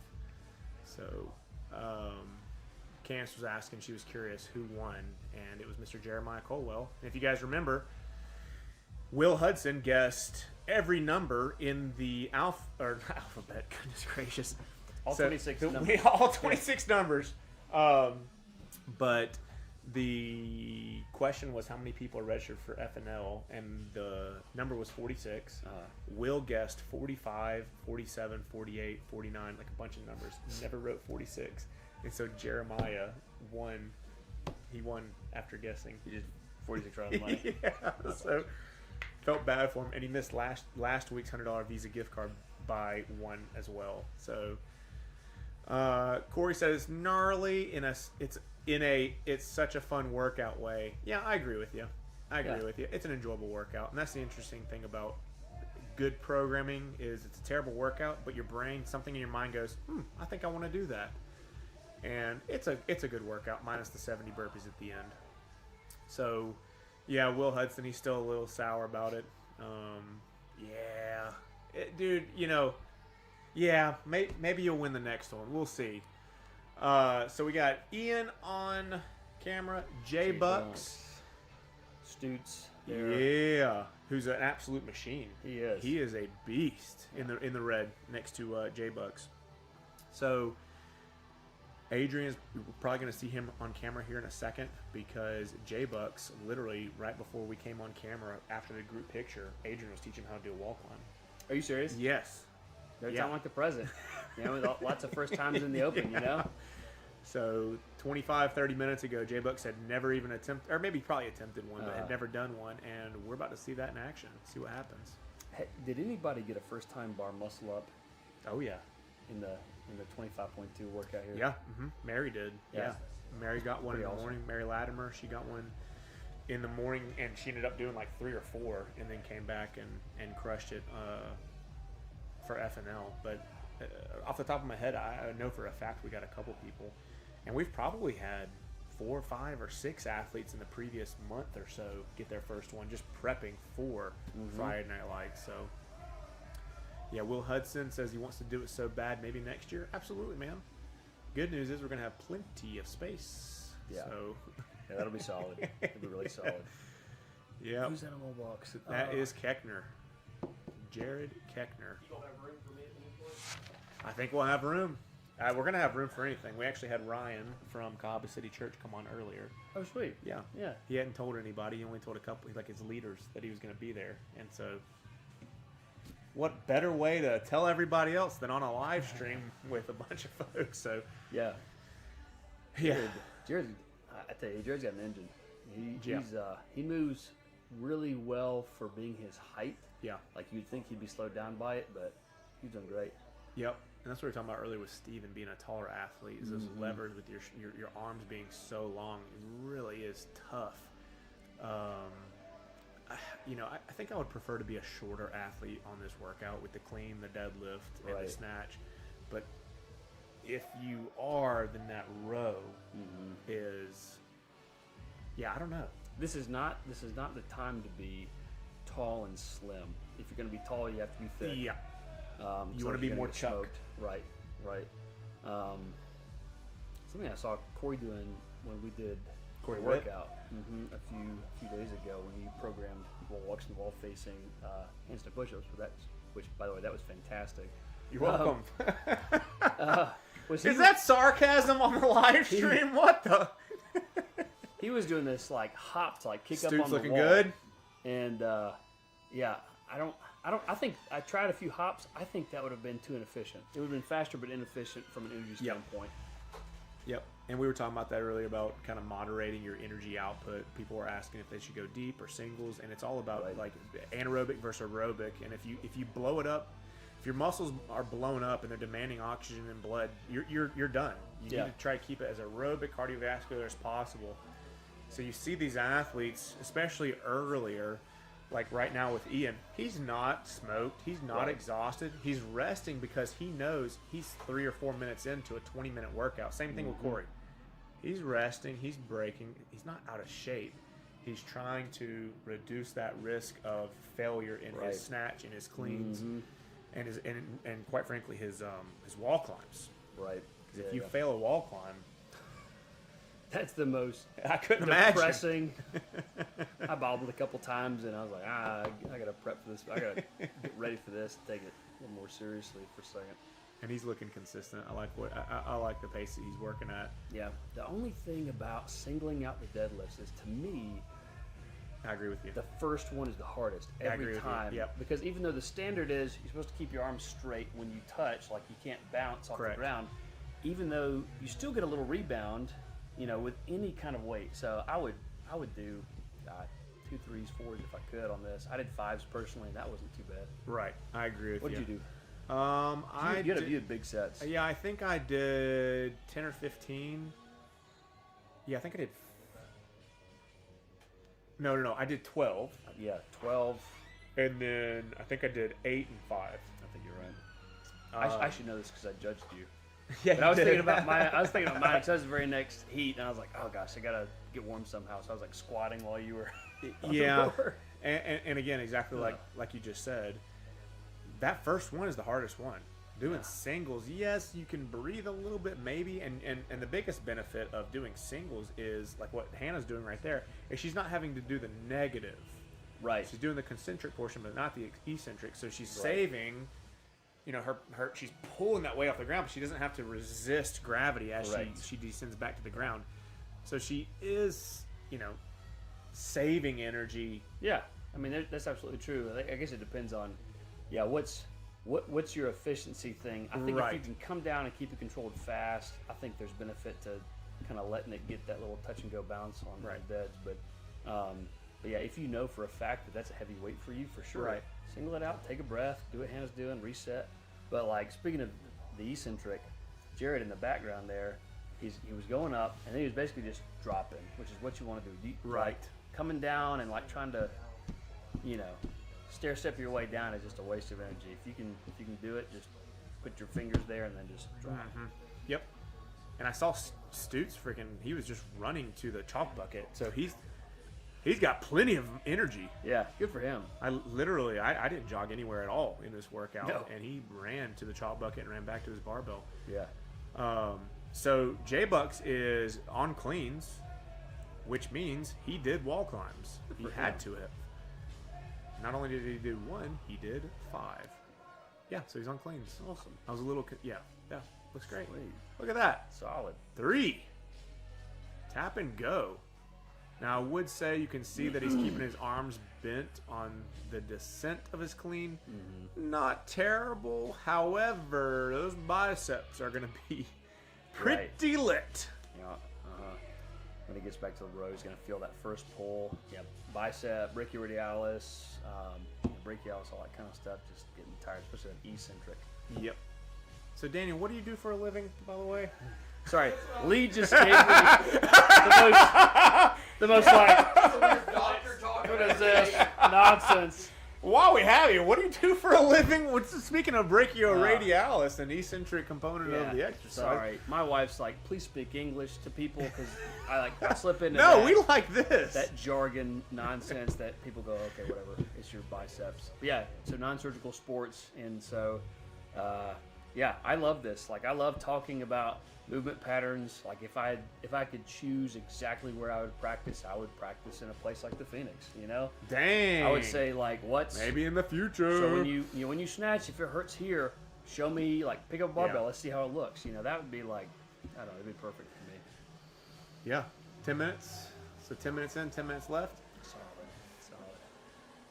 J-Bucks being asked if he needed chalk, he said no. That's a good place to be. The fact that he resisted that urge just to rest a little bit to get some Nice. chalk. Look at Corey doing this nice, solid, fast singles. And he's looking good. He's basically doing a muscle clean where he's not dipping underneath. I mean, he is doing a muscle clean. Yeah, good for him. I thought he was doing a mild drop underneath, but yeah, that looks great. I had a little mini dip, just enough. Like, I don't know. Maybe it's just habit, but yeah, popping all the way up to a muscle clean would have been a little more taxing than I had in the tank at that time. This is the clean, the clean is where it started to get a little What was the worst part for you? messy. The last half of the cleans, and then wall walks, then right into the snatches. And it was funny. Like for me, it was not shoulders, because I think as a tall guy, if you're smart, you can take bigger motions when you're walking up the wall. Absolutely. And you just have to be intentional about it. Even if it takes you a second longer to do it, I think it's more energy efficient. So that was never terrible, but my engine That's a good looking clean, by the really way. ramped up. That's She is fantastic. using her hips. You see a lot of times, and it's not a CrossFit thing, it's a weightlifting thing. Until somebody gets more experienced, they tend to stay hinged over and bend those arms and pull the weight up off the ground without ever making contact with their hips. It's more of driving your knees forward to get your torso erect so you can drive that barbell up. Right. And if you don't make contact with your hips, you're kind of missing all the benefit of what a proper position is. She's driving it up, so she's saving her arms, and using the hips in the lift. So she's being very efficient. Yeah, she's doing fantastic. And there's Corey. Brother Witt. Right. Kathleen said, not even signed up for the open, I want to do it again. What? Kathleen, you're not signed up for the Open?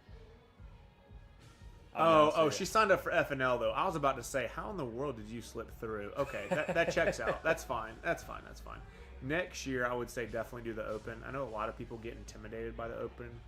It's like a competition. I've heard if I had a nickel every time I heard somebody say, "I'm not trying to go to the games. I'm just here to work out." Nobody's trying to go to the games. It's literally yeah, except for Dr. Dan. There's an old, out of shape doctor like category. I'm at. Yeah, it's literally just for That's all self-improvement, excellence, and doing your best. And the only thing that signing up for the Open does is it allows you to see where you're ranked globally to get an objective measure of, oh wow, and every time. I was gonna say like 99 times out of 100, but it's every time when somebody sees himself on the leaderboard, they're never discouraged. It's always like, holy cow. Oh yeah. Ooh, interesting. Oh, man. So I'm about to talk to that, but going back to the leaderboard is, you're going to be wildly surprised at how in shape as a 35-year-old, how you are ranked globally. Because in here, you get around top athletes and your perspective is a little skewed. You see a super athlete like Dr. Daniel and you go, what in the world? Like how? Yeah. From the guy that finished, the guy that didn't finish. Clearly that's the case.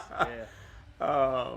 But your perspective gets skewed. So that Open is a great opportunity to kind of see like every athlete, not just average athletes, not just anybody, people who are competing, and it's always inspiring and exciting. So going back to Stutes, what do you think about a failed wall climb? How'd that make you feel? I hurt for him, man. I hurt because I had a few close calls, and that would have ruined my day. I think he started to lose core control. I think that's what happened, is he lost core control. You see that left leg kind of kicking out a little bit. But, I think if he obviously recovered quickly because he's already back to the bar. But, yeah, that would have been awful, just mentally for your Right. for your brain to go, I got to do that again. But I will say he's obviously he moved on to the snatch, so he's finished wall climbs. It looks like he failed and like immediately laid down, went back up, and came down. I don't know if I would have been capable of doing that. Yeah. I think if you ruminate on it, you're just gonna think about how tired you are. Lee was saying earlier, he's like, if you can pick up the bar and do a few, it's gonna suck regardless. Right. Just go ahead and hurt a little bit and pick up the bar if you can. Yep. And Hannah's movement patterns are great. And even that rest, man, taking the tension off your delts, taking off your upper back, stretching out, extending all your muscles, trying to recover. She's approaching this very intelligently. Yep. But going back to, so 5 minutes left as a sports doc and drip. What would you recommend for anybody? We talked with Chelsea last week about recovery. what would you advise everybody they need to be doing tonight, tomorrow, Yeah. to So feel their best? And So the biggest data on recovery from like a being able to do something the next day is actually carbohydrates within an hour. There's that golden window of an hour, and that's for like being able to work out the very next day. Now, I mean, if you're gonna have carbs, you might as well have protein with it, right? So go ahead and have your protein shake within an hour. It's not to say that it's gonna build more muscle, but are you gonna be able to work out better? Yes, because you have basically glucose receptors in your muscles that the closer to the workout stimulus you are, the more receptors that are out there trying to wait for that glucose to get grabbed and come in. And so the quicker after your workout that you can put glucose in your body or sugar in your body, the more that will go into your muscles and not to your gut, not to your liver. Don't worry about that. It's all going to your muscles, your working muscles. And that will allow you to work out harder the next day. So that, obviously, hydration, sleep well, I would foam roll, take a little time. I love a tub soak plus immediately following that a good stretch. And the reason is because the tub soak gets your core body warmer. Okay, if your core body temperature is higher, you will be flexible. The blood vessels will be dilated in your body, and blood vessel dilation, blood vessel opening to muscles that have worked helps you improve basically overall recovery, because that's what Boom. that's what you need. well, there you go. And to bring that a little bit layman's, talking about glucose, protein, in the fridge we have those little, I think it's Fairlife protein drinks. Yeah. It's 2-to-1 carb to protein. Those are delicious, and Where- I owe you $5. And yeah, Daniel, he's got an open tab. But a scoop of protein is the same thing. 3 minutes left. Scoop of protein's probably way too much protein. You definitely need some carbohydrates in there, but if your muscles are going to be hungry after this workout, you got to feed them, right? Is what Yeah. you're saying. So Daniel helped me. I was typing that while handling a 2-to-1, just type fast. Yeah, so I saw. So we got 100 messages today. How about that? Very cool. It's cool. So Will Hudson, his comment below was, Andrew helped me with 2 sports-related injuries. I'm pretty sure what he meant was Andrews. I got you. Yeah. I didn't help him with 2 sports-related injuries. Even though Andrew's very knowledgeable. Listen. I mean, and my memory is so bad that maybe I did, and I just don't remember. But yeah, Stutz. Hopefully, he's being a little bit more, not careful, but aware of a little bit more rest, so that way he doesn't hit that failure on that rep. Because look at J-Bucks on the road. Heck yeah, dude. Good for him. And the clock, I can't see it right now, but we're right at 2 minutes. Thank you, James. Sweet. If he's got less than 35 calories left, he can definitely make it. I don't know. 50's probably a little too. That's a little too tight. Let's see. Hopefully I think he's in single digits. Let's see. Yeah, single 9. Single 9. Yeah. 10, So he's that's at 10. 10. So he knows that he's not going to be able to finish 40 cals in 90 seconds when you're fatigued after a 20-minute workout. That's too tall of an order. But he does know every rep counts. And I was telling athletes earlier, that final row, if you're going to finish for time, your last 15 calories should be totally terrible, where pace out your 35, try to recover a little bit, and then go all out for 15. Yep. If you're not going to finish, then it's really the last 90 seconds. When you hit that 90-second mark, you need to speed it up a little bit, and then basically at the minute, try to speed it up a little bit, and then with 30 seconds left is when you just sell out. You just go for it. Will Hudson said, Andrew has helped me with weight loss. Daniel has helped me through injuries. Sorry I'm all over the place. Hey, man, that's great. Yeah, it's nice taking care of motivated people. That's the thing. So Right. anybody comes in, I mean, like, I love it when people say, I can do CrossFit because I know you want to get better. Right. That's like the ideal patient population, like Will. So you're saying you don't like working with people. What was that, 30 seconds? You don't like working with people who aren't motivated? Yeah, funny that, right? I mean, someone in the comes to the world? gym and it's like, I want to lose weight and look better. And they're like, oh, no, that's hard, though. And they're like, well, Yeah, I've gotten it. We definitely get it all the time. why are you here? This workout stuff. Yeah. Huh? J-Buck showing off. Was he looking at the camera? Was he crying? He's looking at the clock. Oh my gosh. Look at Stutz. Dudes, man. That's the pace. Hey. Is that 10 seconds? That's it. That's it. 3, 2, 1, done. So, like I was saying earlier with picking it up, you could tell Stutz was giving it his all. Sold his soul. That's right. Sorry, J-Bucks, I thought you were smiling, but he was that was a pain face. You can see his headband. I gave that to him week 2. He had a American flag cape. Oh yeah, So I saw that. I bought that for him because he's Team Black. Yeah, You know, I totally respect the country, but you know, Team Black. absolutely. So, Absolutely. all right, Daniel. Well, I appreciate you hopping on. Absolutely. Thanks for having me. Thank you so much. Remember all the advice that he gave you about recovery, and then Drip IV. If you guys need to recover seriously, get hydrated, all that stuff, go see him, and he'll hook you up. All right. We're going to bring Coach Lee on. So I'm going to say this. I feel like I should wait until Daniel's out, but he was talking about glucose, sugars, and protein. Coach Lee won the – what did you win? The best gift ever. The best gift ever from Lisa. So she picked him to win chocolate chip cookies, macadamia The nut, chocolate chip cookies whatever. are already gone. Macadamia nut cookies are basically gone. There's like 4 pound cakes in there. That I'm pretty sure 3 of them are gone already. Yeah. So he said, "Look, you get in your carbs an hour after. I got in my carbs. That's an what hour I after heard. for sure. So I ate 2 chocolate chip cookies, Yeah, and I feel great. I feel fantastic. Honestly, it's great. So we got our next heat coming up. We've got Tony Free. What? She changed. Yeah, Michelle's not going in this one. Okay.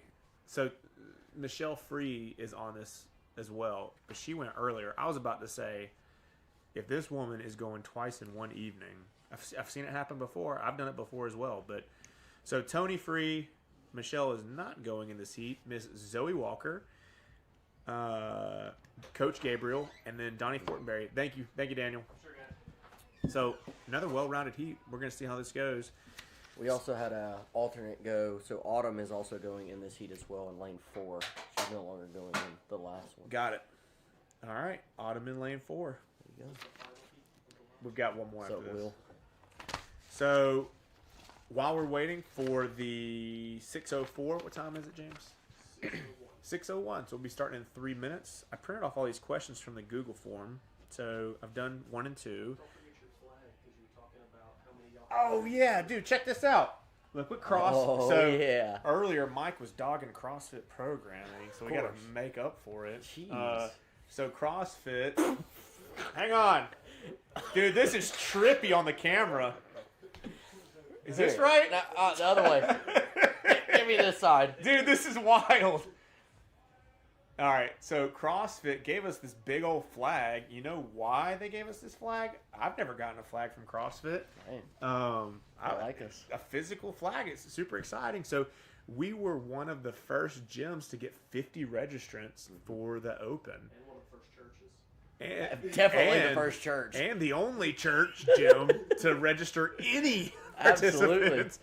So I thought that was pretty cool, man. Like none of that, you know, I definitely appreciate this entire 2-year process and everybody who's been along with us. But the fact that we're here in a church sanctuary at Gateway Family Church, our home church, and we got a present from CrossFit for having one of the most registrations as soon as registration releases, pretty exciting. Yeah, Super exciting. So I love it. I don't know what I'm going to do with that flag, but you know, super cool. We got Will saying, "Sup, Lee." William just saw Lee sit down and said he's tired. Well, there you go. Cool. Awesome. I like it. The favorite host comes on and everybody wants to leave. That's fine. William is savage. Jeez. All right, so questions before we get started because we only got about 1 minute left. So question 3 is, I just want to say thank you to everyone running the live stream. Y'all are awesome. Thanks. Not a question, but we love it. Yeah. You're very welcome. James in the back. Couldn't do this without him. There he is. If you guys want to do this for your business or something like that, reach out to him because he has handled all this for us. He's the man. Next is, are you going to make us do the Phoenix workout at the Phoenix when it opens? Because I don't want to. Maybe the Phoenix Reloaded. So first of all, I love this question because It's a loaded question. not only did you ask a question, but you You answered your own told question. me what my answer better be, and then And then, in case I didn't answer how you wanted me to answer, you offered a suggestion. Maybe the Phoenix Reload, which is not a workout. I have to write this one. But no, we talked about that earlier. We're not going to do the Phoenix. No. It's going to be First Impressions, which is a sentimental workout to me.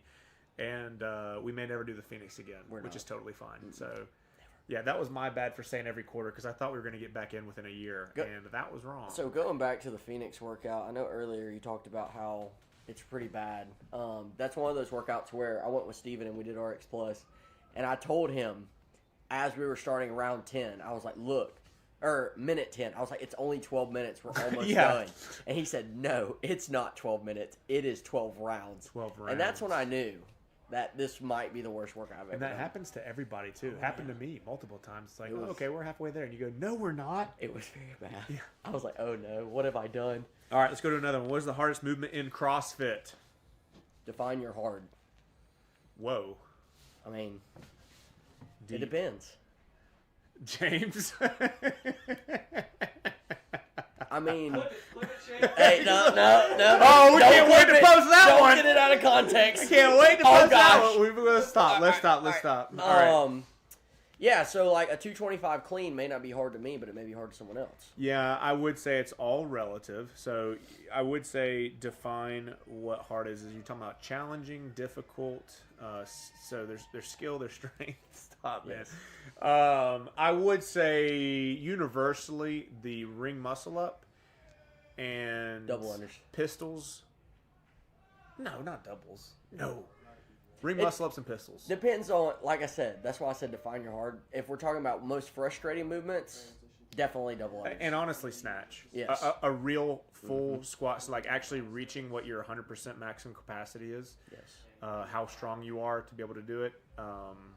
Snatch, for sure. It probably took me about 8 years to where I felt like I was only making 0.1% gain in terms of technique, and that's a long investment. Yes, very much so. You know, because bar muscle up, you could say that's difficult, but there's plenty of men. You know, men are stronger upper body, women are better lower body, but who will come in first day and can do a bar muscle up because they have the strength. Yep. But a snatch is an investment, both in strength and skill. So that's a good question. Very good. What's so funny? Oh, yeah, his eyes are on. Yeah. Oh, don't you do it. Don't you go too hot. He better be pulling a 2300. Yeah, I told everybody I'd probably hit around 15, 16, 17, 1800, something around there, and I ended up leveling out around 1350 or so. That's still pretty fast. Think so? My first row was like an 1150 to 1200 the entire time. Yeah, you definitely, in a lot of workouts, you can go too slow for sure and pace too much. I don't think the row on this one is. I think if you even did a 900, yes, you'd be on there forever, but you would be so rested. Yeah. You'd be able to do just fine on the rest of the exercises. Now, that looks a little too hot. What do you think? I talked to her beforehand. Is she a good rower? She doesn't mind rowing too much. I told her, like, nerves are going to be up. Obviously, you're going to want to go fast because you feel good, but you have to just chill on the first 50 cals. Right. Because if obviously you're not going to win the workout there. You can definitely lose, but you won't win. You definitely don't want that early arm pull. You want your legs, that drive to be doing most of the work, and then your upper body kind of be an afterthought because really the deadlift is the only exercise that does not involve your upper body. Yeah. So you need your entire shoulder girdle to have that energy. And yeah, that was Miss Zoe. Now we have Tony. Who's he just started recently, probably 6 months ago, 7 months ago. And he's doing great. Still getting used to the CrossFit stuff. Still getting, yeah, he's bodybuilder at heart. You know, back and buys, chest and tries, and then back and buys again instead of legs or abs. Which we all used to do. All of us used to do that. Oh, yeah. Thinking that was what kind of working out, quote unquote, was. But, there we go. Yeah, and he's looking good. Very good. You know, as an athlete with only 6 months of experience or so, maybe longer. It's kind of hard to tell time here at the Phoenix, but he is under control. He's being intelligent. Yes. And a lot of times, if you don't have that experience, you just 3, 2, 1, blow it up, and then you're dead. So everybody's on that rower, looking pretty confident, I feel like, at this point in the workout. We got Gabriel getting off, going his next set of wall walks. I think he's doing scaled as well. He was worried about the deadlift weight. Oh, okay. So he said, I'm just going to rock with scaled. And he said if Glover beats him, he might have to retire from CrossFit. Yeah, so Glover did it with one arm. Yes. Yeah, his employer asked him to move a fan. His bicep ruptured because it was a big old heavy fan. And then he ended up having to get surgery. And he's done all the open workouts. Sure has. All of them. The first one in a sling, second one in a sling, and then this one he didn't have his sling. He was doing one-arm cleans. He Legit. sure was. One arm and catch with his whatever. Super, looked great, looked under control, but it was definitely with one hand. For sure. Go Team Blue. Absolutely. Mr. Fortenberry looking solid. Donnie's an incredible athlete. Very much so. You know, one of the questions on here was what skill took you the longest to figure out? Then when you figured it out, it became easy. What'd you say? Honestly, double unders. Yeah. Now. Yeah. My double unders have come a long way. I often tell people all the time, the first jump rope I bought lasted one day because that's how frustrating the double unders were. And so once you get past that curve, they become a lot, I don't want to say easier, but they do become a lot less stressful. Let's put it that way. I agree with that. My first thought was snatch. It was extremely frustrating and challenging until I got it, and then now it's just second nature. But double under is probably the best example where you're exhausted, you're holding your breath, your delts, your biceps, your forearms, your wrists, everything hurts, your calves, your quads, and then all of a sudden you're really just kind of hopping, and it's not taxing and challenging anymore. You're just kind of jumping in air. To me, it was one of those like overnight things too. Like one day you're so frustrated with it, and then the next day you're like, oh, I understand this now. Like we're good. So Zoe's looking good. She's doing that. So she's pressing up instead of back. We talked about how going into that child's pose position can save your triceps. It doesn't look like she's doing that. It looks like she's pressing straight up. So you're probably going to see if a coach comes over to, especially once she gets fatigued, say, hey, let's try it like this. Yeah, and that to me, it's almost like when you tell people, hey, just start a rep, and then once you start the rep, you can keep moving. As long as you go into that child's pose and your hands are on that tape, you've started the rep, so you can keep moving from there, which to me helps a ton. Yeah, I would just slap my chest and then sit up in a child's pose and rest right there, even though it was in the middle of the next rep. Yeah. Zoe taking the time to get that sip of water. Sometimes that just a little bit of moisture, just a little bit of water. Yeah, it makes you mentally feel a lot better. So here comes her deadlift. She is not the biggest athlete. She's very, very little, and she's making that weight look easy. Who, what? Did somebody do something on camera? Oh. Caroline said, we can't go in there. Yeah, she looks good on these deadlifts. Yeah. Very, very consistent doing the singles. We talked about the difference between fives, threes, and singles. If that weight's high, do singles, rest in between. But if you can, not bouncing, but the fact that there are bumper plates, they are meant to rebound. You can utilize that to your advantage a little bit. I tell people all the time, just use gravity.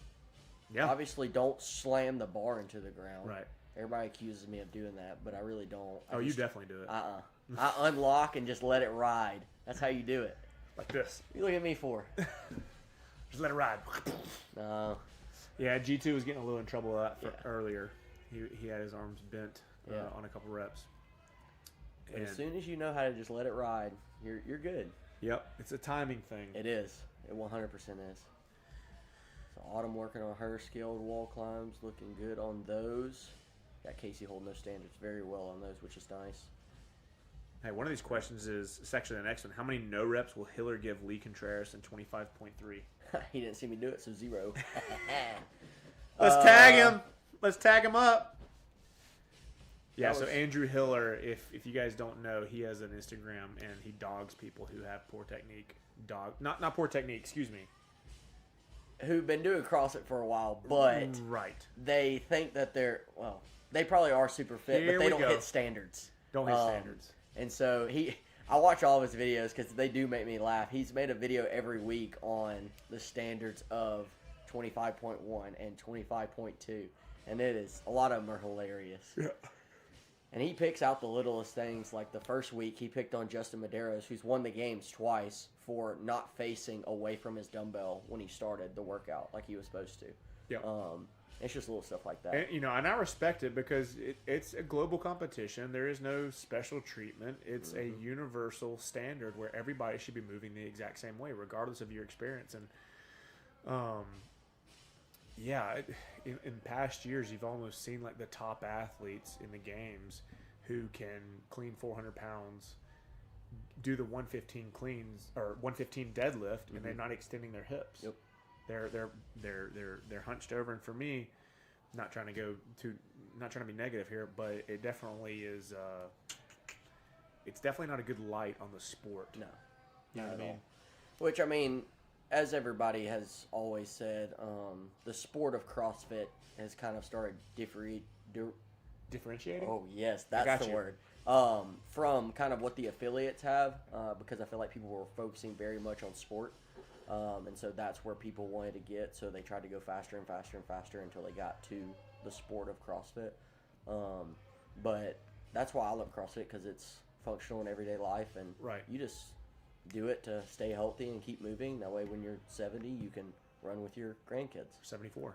Yeah, 74. 74 and a half. Yeah. That's how old I Mike mean, is. So that's why I do CrossFit, is for that reason. Don't get me wrong. Everyone's competitive. And once you get in a scenario like this to where you have people going next to you, like I went next to Sophia earlier and I told her this is probably the only open workout I'll ever beat her in, because we're doing 100 cals on the rower for time basically. So I knew where she was on the rower, and I was driven to beat her by like 5 seconds. I'll go ahead and put that out there. That way this is forever. Halfway through, 10 minutes in. Yeah, and I agree with you. I don't take it for granted, but I'm very thankful I'm not on any medications, and I don't have any side effects from any of those medications. And I couldn't imagine the quality of life of having to go through those if my heart wasn't strong and my cholesterol and all that stuff. So that's my main motivator as well. Absolutely. Not just live a long time, but have a very high quality of life. And Stephanie in the comments, Coach Steph, hey, can't wait to do this on Monday. It's a fun workout. It is. I enjoyed it. honestly. So if we were to rank, I'm going to let you go first and then I'll go. Don't elaborate. Just say them and then I'll say them and then you can elaborate. Ranking from worst to last in terms of the workout you would least like to do again to the workout you would not mind doing again, how would you rank 25.1, 2, and 3? 1, 2, 3. Really? Yeah. What? You think 0.1 was the hardest? Yes. Okay. It has burpees in it. Of course it's the All right. hardest. So before we go into what?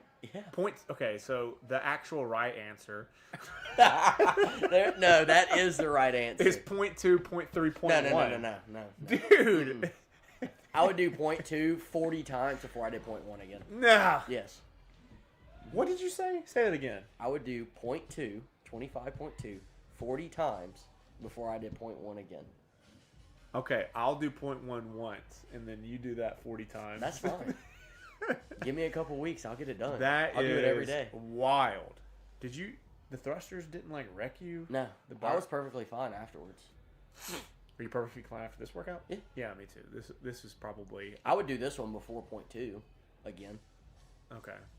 Yeah, I haven't seen, after last week, saw a lot of people limping, a lot of people looking like the bug guy from Men in Black, where they're just like, like this, that guy. Yeah. But like Steven in the background, you wouldn't be able to tell that he already went. No. Is he MCing? He is. is MCing. But you wouldn't be able to tell because it's a very well-rounded workout. Whereas last week, a lot of upper body pull. No. Yeah. See, Somebody else comment. let's do away with burpees. I think that would be the best thing that fitness can do. I don't think the Nashville girls are watching right now, but I would love for them to chime in because They need to. Kathleen, What can I say? I honestly don't see how anybody would not say 0.2 is the worst one. It doesn't I make can. sense. It's like saying let's do 100 burpees for time or 50 thrusters for time. Which one are you gonna do?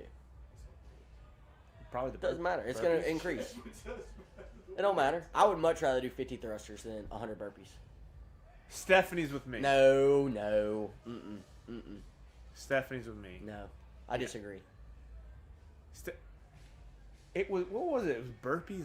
Dude, the lunge wasn't even an exercise. No. That was like walking with your legs wide. It was 15. It was a 15-minute AMRAP of burpees. That's all it was a 15-minute AMRAP of burpees. At least the second workout was done in 12 minutes if you got capped. That's less time on your burpees. Wait, how long was point one? 15-minute AMRAP. It was a little bit longer. But this one's 20 and it's not as bad as point two. No. Yeah. It has a lot of barbell in it. All right, so there's Donnie on the screen. Look at him. He's absolutely shredded. Brian Farr, let's go. Kathleen knows where I'm from. She says, I looked up the first... Uh-oh. James, can you tell us what Kathleen said? She said, I looked up the first time. 135. Wait a second. That's not the way to point two. What did you say, James? Can you read us? Kathleen said, I looked up the first time and was only 3 minutes in and already had no breath left in my lungs. I said, should Lee and Andrew race? Andrew does 100 burpees and Lee does 50 thrusters at 135. Since he said the weight doesn't matter. I think I could beat him, honestly. I think he could beat me too. I think I could. 100 burpees takes, as you know, top 7 times. minutes. No, about 4.5. For you, maybe. 7 minutes for me, at least.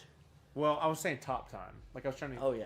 Top time. I think the fastest I've ever seen somebody do 100 burpees is like 4:20. That was the fastest I've ever seen. But the fastest you could do 50 thrusters unbroken is 1.5 seconds per rep. So that's. But he said with 135. There ain't no way I'm doing. Oh, okay, so your average would probably be like 3.5, 4 seconds per rep. So 350 seconds. I think I can do 15 per minute. That's 2.5. 50 thrusters would definitely win. Yeah. You'd have to be averaging like 6 seconds per rep. So maybe at like 165 or 185, that'd be a fair race. See, then it's not fair at all. Because I would much rather do. All right, so we got Gabriel in the second row here. We're spiraling. We're spiraling. Tara's with me. So I'm tallying it up. No. 25.2 is the hardest. That is who wins. That's not fair. I like the body language of Gabriel right there. You can tell he's going for it. He's full send. He's not holding back. James, huh? Oh man. Oh, He's there he finished. goes. He's done. Good for him. I feel like that. Honestly, the hardest part of this workout, if you make it to that point, is calorie 10 through calorie 40 on the last row. What? Say that again. Calorie 10 through calorie 40 on the last row is the hardest part of the workout. Oh. Because you just think it's an endless row at that point. Yeah, for me, like single digits was pretty rough because I was just trying to catch my breath. But once I hit 35, I was like, I'm done. Like in a good way. I hit 35, and they said Sophia was at 38, and I was like, this is not going to end well. That's terrible. That is terrible. Yeah, at 35, it's only 15 more. That's like 30 seconds, 40 seconds. But when I saw 7 on, I was like, okay, 7 in, 43 left. Oh my gosh. You're just doing math in your head. Dude, that can't be right. I've been on the road for 5 minutes. So already. Steph says, nice, Gabriel. Yeah, he crushed it. He did great. So we got Donnie at almost 30 calories. Nice. Nice, Gabriel. Oh, note he didn't volunteer to do thrusters for Google reviews. I'll do barbell thrusters for Google. That's a good point. Oh, where's that challenge? Lay it down. Yeah, What's let's the lay weight? down. Let's lay down the gauntlet. What did I do? 10 burpees per. You should do 10 thrusters per. Can I choose the weight on the thruster? Yeah. Okay, 45 pounds. 45 pounds. I'm in. Let's do it. 45 pounds. I think that's fine. totally fine. I'll do 440 thrusters. Is that how many burpees I did? 440? Yeah. I can't even remember. I would much rather do that 440 thrusters with an empty barbell than 440 burpees. Can I be honest? 440 burpees, when you get to about 200, your brain starts going, what are we doing? We should do a Saturday workout. That's just 1,000 burpees between 2 people and see how long it takes. Yeah. Me and you. I can't wait to watch you. I'd do it as long as there's. Yeah, I mean, you can do anything with friends. Exactly. All right, what does that say? 44, 40, 45. 44, 45, so 5 cows left. James, you know the time? Yes. So we're almost there. 2 minutes left on the clock. Yes. I love how many people are finishing this heat. That's awesome. Will says he's going to give a Google review. You know, I really appreciate that, but Will, why did you miss the last one? What the heck? Ooh. You know what? I'm going to say I appreciate it because I would have had to have done 10 more burpees. You see, that's why I said I agree, because then all the people that have already put in Google reviews can't do it again. They cannot. See, there you go. Right. That's a win-win situation for me. Got Dr. Dan J. Bucks cheering on Tony. I don't know how many calories he has left, but Sophia wouldn't be doing that Oh, man, there Sophia's trying to push him to the limit. if I there love wasn't it. a chance. Yeah, you can tell she knows that he has a chance. Uh-huh. She wouldn't be cheering on like that if he's just going to. Well, honestly, she probably wants Tony to beat Michelle, because that would be a Oh, great my gosh. conversation in the free household. Because Michelle was, 8 calories short of finishing? So he could be right there. So he's working hard, and he might be sleeping on the couch tonight. Oh, See what he's got. What does that say? oh yeah. What does it say? That's double digits. Is that Oh, focus. 12? Oh, he's not in trouble tonight. No, 1 minute no. to go. Dang. He's all right. He's all right. I was a little concerned for him. I was too. Jeez. Will said last time I felt bad, to be honest, and I don't think I would if it happened again. Are you saying if Andrew did Right. 10 burpees again? You're saying, yeah. All right, 30 seconds left. Zoe's fighting through those snatches. Again, hardest part of the workout. Hardest part, and this is with her frame. This is a heavy lift. Yes. The deadlift is heavy for her little frame, but the clean gets heavier, and the snatch is real heavy for her. And she's fighting through. Anna's coaching her on. We got Autumn working on her snatches as well. 10 seconds left to go. And looking good. Yeah. Big pull. She's a little rounded in her upper back, but We've been working on it a lot. It's improved a ton. yeah. Now with heavyweight, we wouldn't be letting that happen. But with lightweight, you're basically doing a floor curl. Yeah. Very good, Tony. Unracking. He's not folding off the rower. Oh, man. Yes, if Andrew. So Will says yes. If Andrew did it again, I would leave a review this time around. Guess what? You know who's never doing 440 burpees for time? Me. You're right. Next time it'll be 450. Yeah, I think I did it in 53 minutes or something like that. Yeah, it was I insane. did not. I told Candace I was going to be home in 3.5 hours. Like that's what I thought. I had no. I was like, I've never done 500 burpees. I've done 200, but I'd never done. I did like 10 burpees every minute on the minute for 20 minutes. Mm-hmm. Good Lord. That's a good travel workout, by the way. Yeah. That's a lot of burpees within a minute. Yeah. Well, in my previous life, I was pretty committed to getting in pretty good shape. But yeah, I would say now 10 might be that'd be kind of tough, pretty quick. Oh yeah. But Very that was the quick. most I'd ever done in one sitting, 200. So going to 440, but your brain just kind of zones out. You're just like, this is my life. I'm Yeah. here. It's just like when we did the marathon row as a team of 4. Just Right. want to point that out. It was the same thing. You just get to a point where you're like, all right, here we go. Let's just mindlessly move. I'm just sitting on this seat and stuck here forever. Yeah. All right, so I'm going to go over to the next heat. Lee, do you want to read these off? And then we'll go over some of these questions? Yep. It's the last heat. So we have Cowboy going in lane number 1, Katie Robles going in lane number 3, Jenna Wood in lane number 4, and then Brooke Glover in lane number 5. Yeah, let's go through some of these questions. Why didn't Julie Myrick start CrossFit sooner? It's a great question. I don't know. Oh, yeah, we don't know that answer. What the? She is a CrossFit junkie now, though, so She is addicted. I don't know why she didn't start earlier. She does our 5 a.m., 8 a.m., 9 a.m., 3 p.m., and 4 p.m. class every day. Pretty much, yeah. Every single day. She's doing 7 classes a day. It's funny because her daughter tried to get her to go to the gym with her, and she refused to go. And I didn't now know it's that. the opposite, yeah.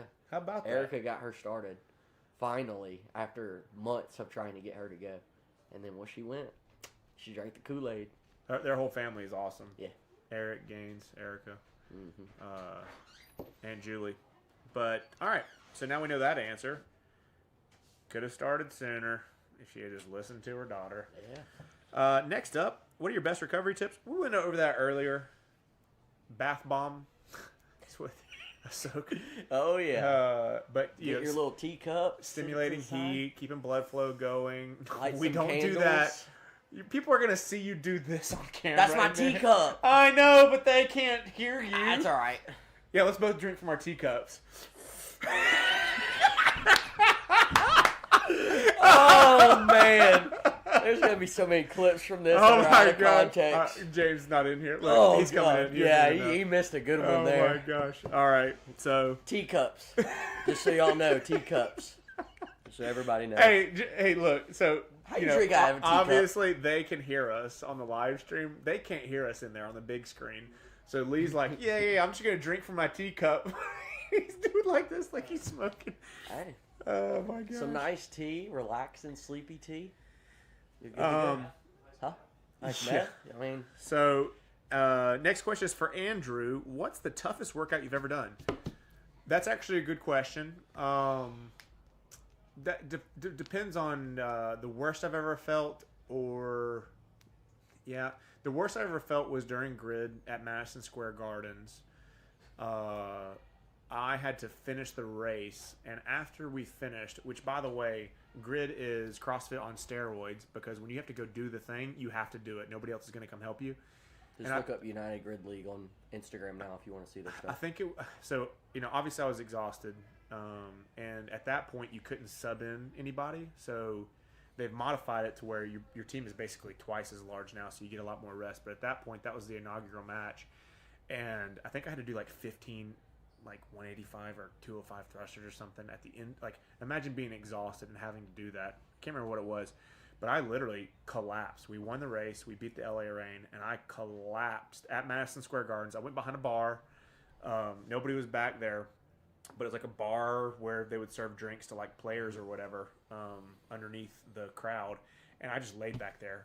I took my shoes off, I took my socks off, took my sleeves off because everything was like swelling on me, and I actually had hyponatremia, which hyponatremia is low levels of sodium because of a lot of fluids.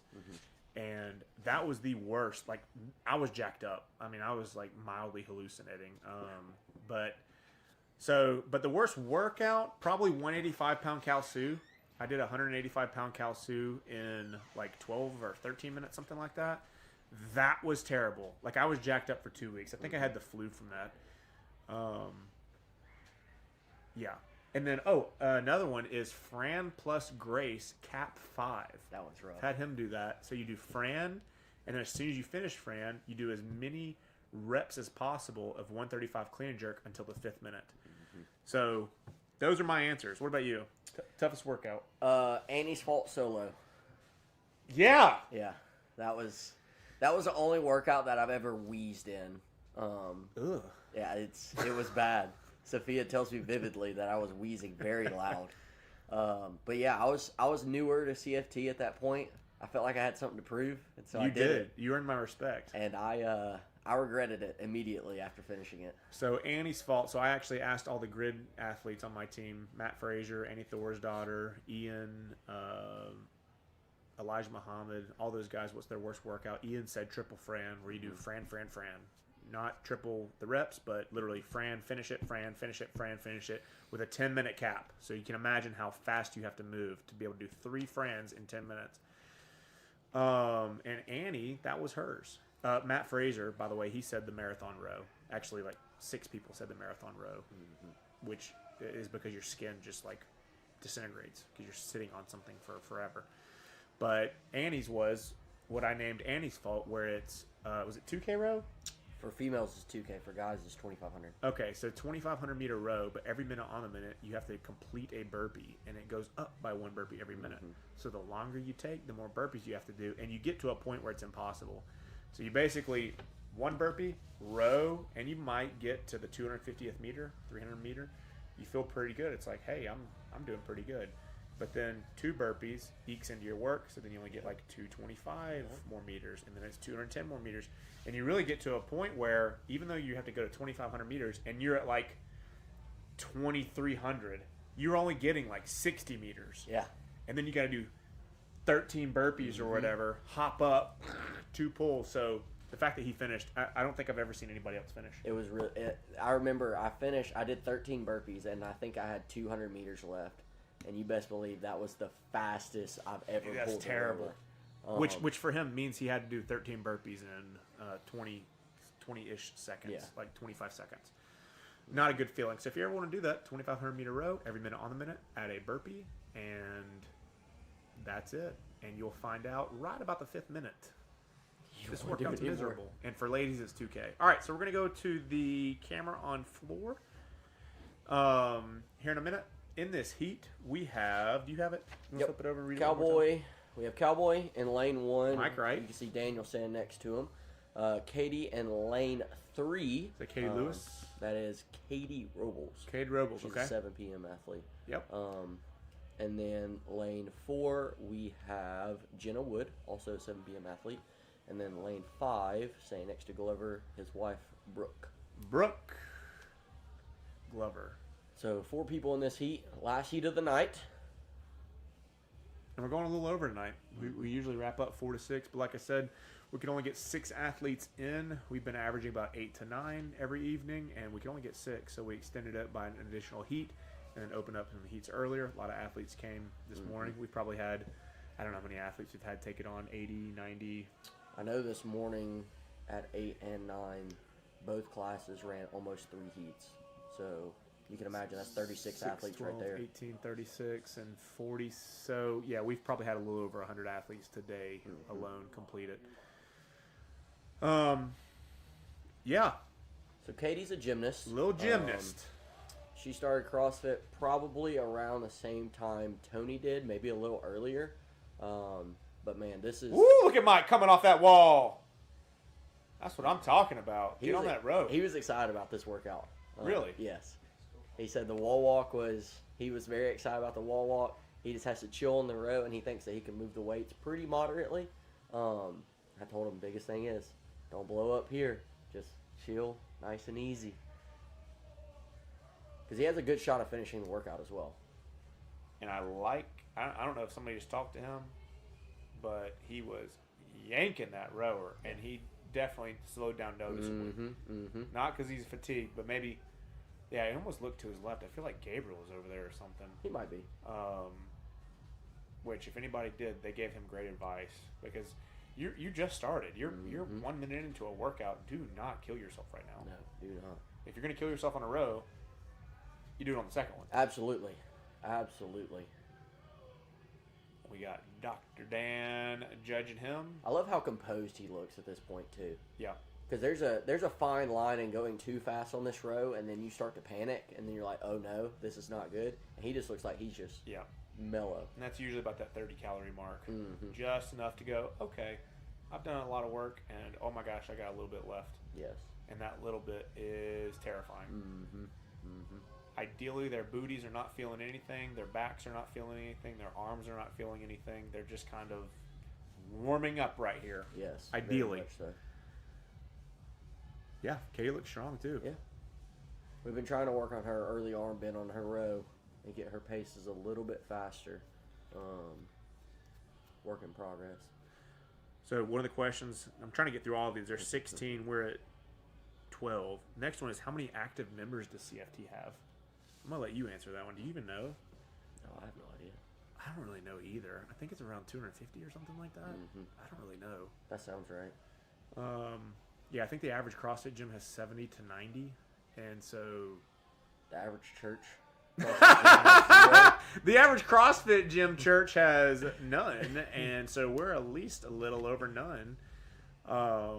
But yeah, you know, all credit goes to our athletes in our community. Everybody, as soon as the gym burned down, they're like, we'll go run in the trails and go to the mall. And it's like, nah, we got to figure something out here. So everybody's together, rocking and rolling. Will, it's not a guessing game. Look, Will's trying to win. He's trying to win. He's lost 2 giveaways. He's trying to win something for the love. He's just throwing out numbers.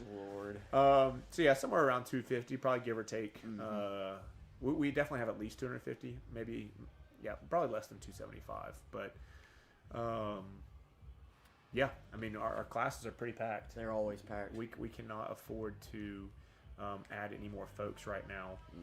So I'm excited to have more space. You know, if there's ever better timing, it's right now because we need it. Absolutely. But yeah, that's a good question. Here's the next one while Mike's going. So he's probably, what do you think he's probably at? 40, 35?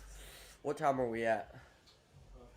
He's done. Oh, he's ahead of where I expected. Very good. I'm about to say, if I can know the time, I can give you a roundabout. He's probably a little bit more winded than I would hope. Oh, but hopefully this It last might be little, intentional that he's taking those Yeah. deep breaths. this little walk, I think will help him a lot. And I think he's just gonna move on here. He's got Gabriel right next to him. Sorry, laugh. Will had to specify what he meant. He said, "I need that smash night so I can feel success again." You know, I feel like I came on this live stream and it has just been doing this ever since I came on. Woo! Daniel's over here talking about brachialysis and whatever else, and I come on here and we really just So tanked. Will, he needs that Smash Brothers from Nintendo. I get it. Yes. I knew what you meant. See, I read it and didn't even think twice. I was like, yeah, I know what you're talking about. Yeah, I knew too, but he knows that people in Clip the it. comments are probably going, huh? So Katie's wrapping up her row. She's almost done with hers. Looks like she's at 49, 50. Done. And I'm Nice. surprised they didn't give the females a break. You know, they usually do. I'm surprised. I'm glad they didn't. I'm glad they didn't too. I'm all for equality. You know what I mean? Hey, 225 for them too. Just keep it going. Hey, let's just keep it going. Yeah, honestly, like the fact that women seriously are shorter and typically lighter, and I would imagine that, and men are stronger genetically. I would imagine they would give a break on the road, but Well, I saw a lot of statistics earlier saying that the weights for women on the cleans and snatches are generally they can cycle it a lot quicker, so that's kind of where they catch up in the workout. But then if they meet a guy on the rower on the back end, I mean, it's just I don't know if they're going to catch him. Yeah, I haven't looked at the leaderboard yet, but I would imagine that the men's times will be definitely faster than the females. Whereas I think if it was a 40 cal row, you would probably see even times or even scores across the board. Absolutely.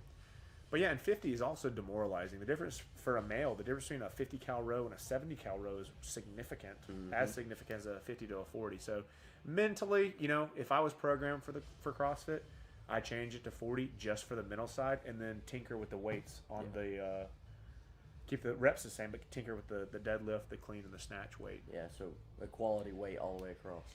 I like it. No. But I would do it personally. I would have loved to have seen 225 deadlift, cleans, and snatch. That's what I was talking to Josh earlier. I was really thinking they would increase the weights. Like the deadlift would be a little bit heavier, the clean would be a little bit heavier, and the snatch would be a little bit heavier.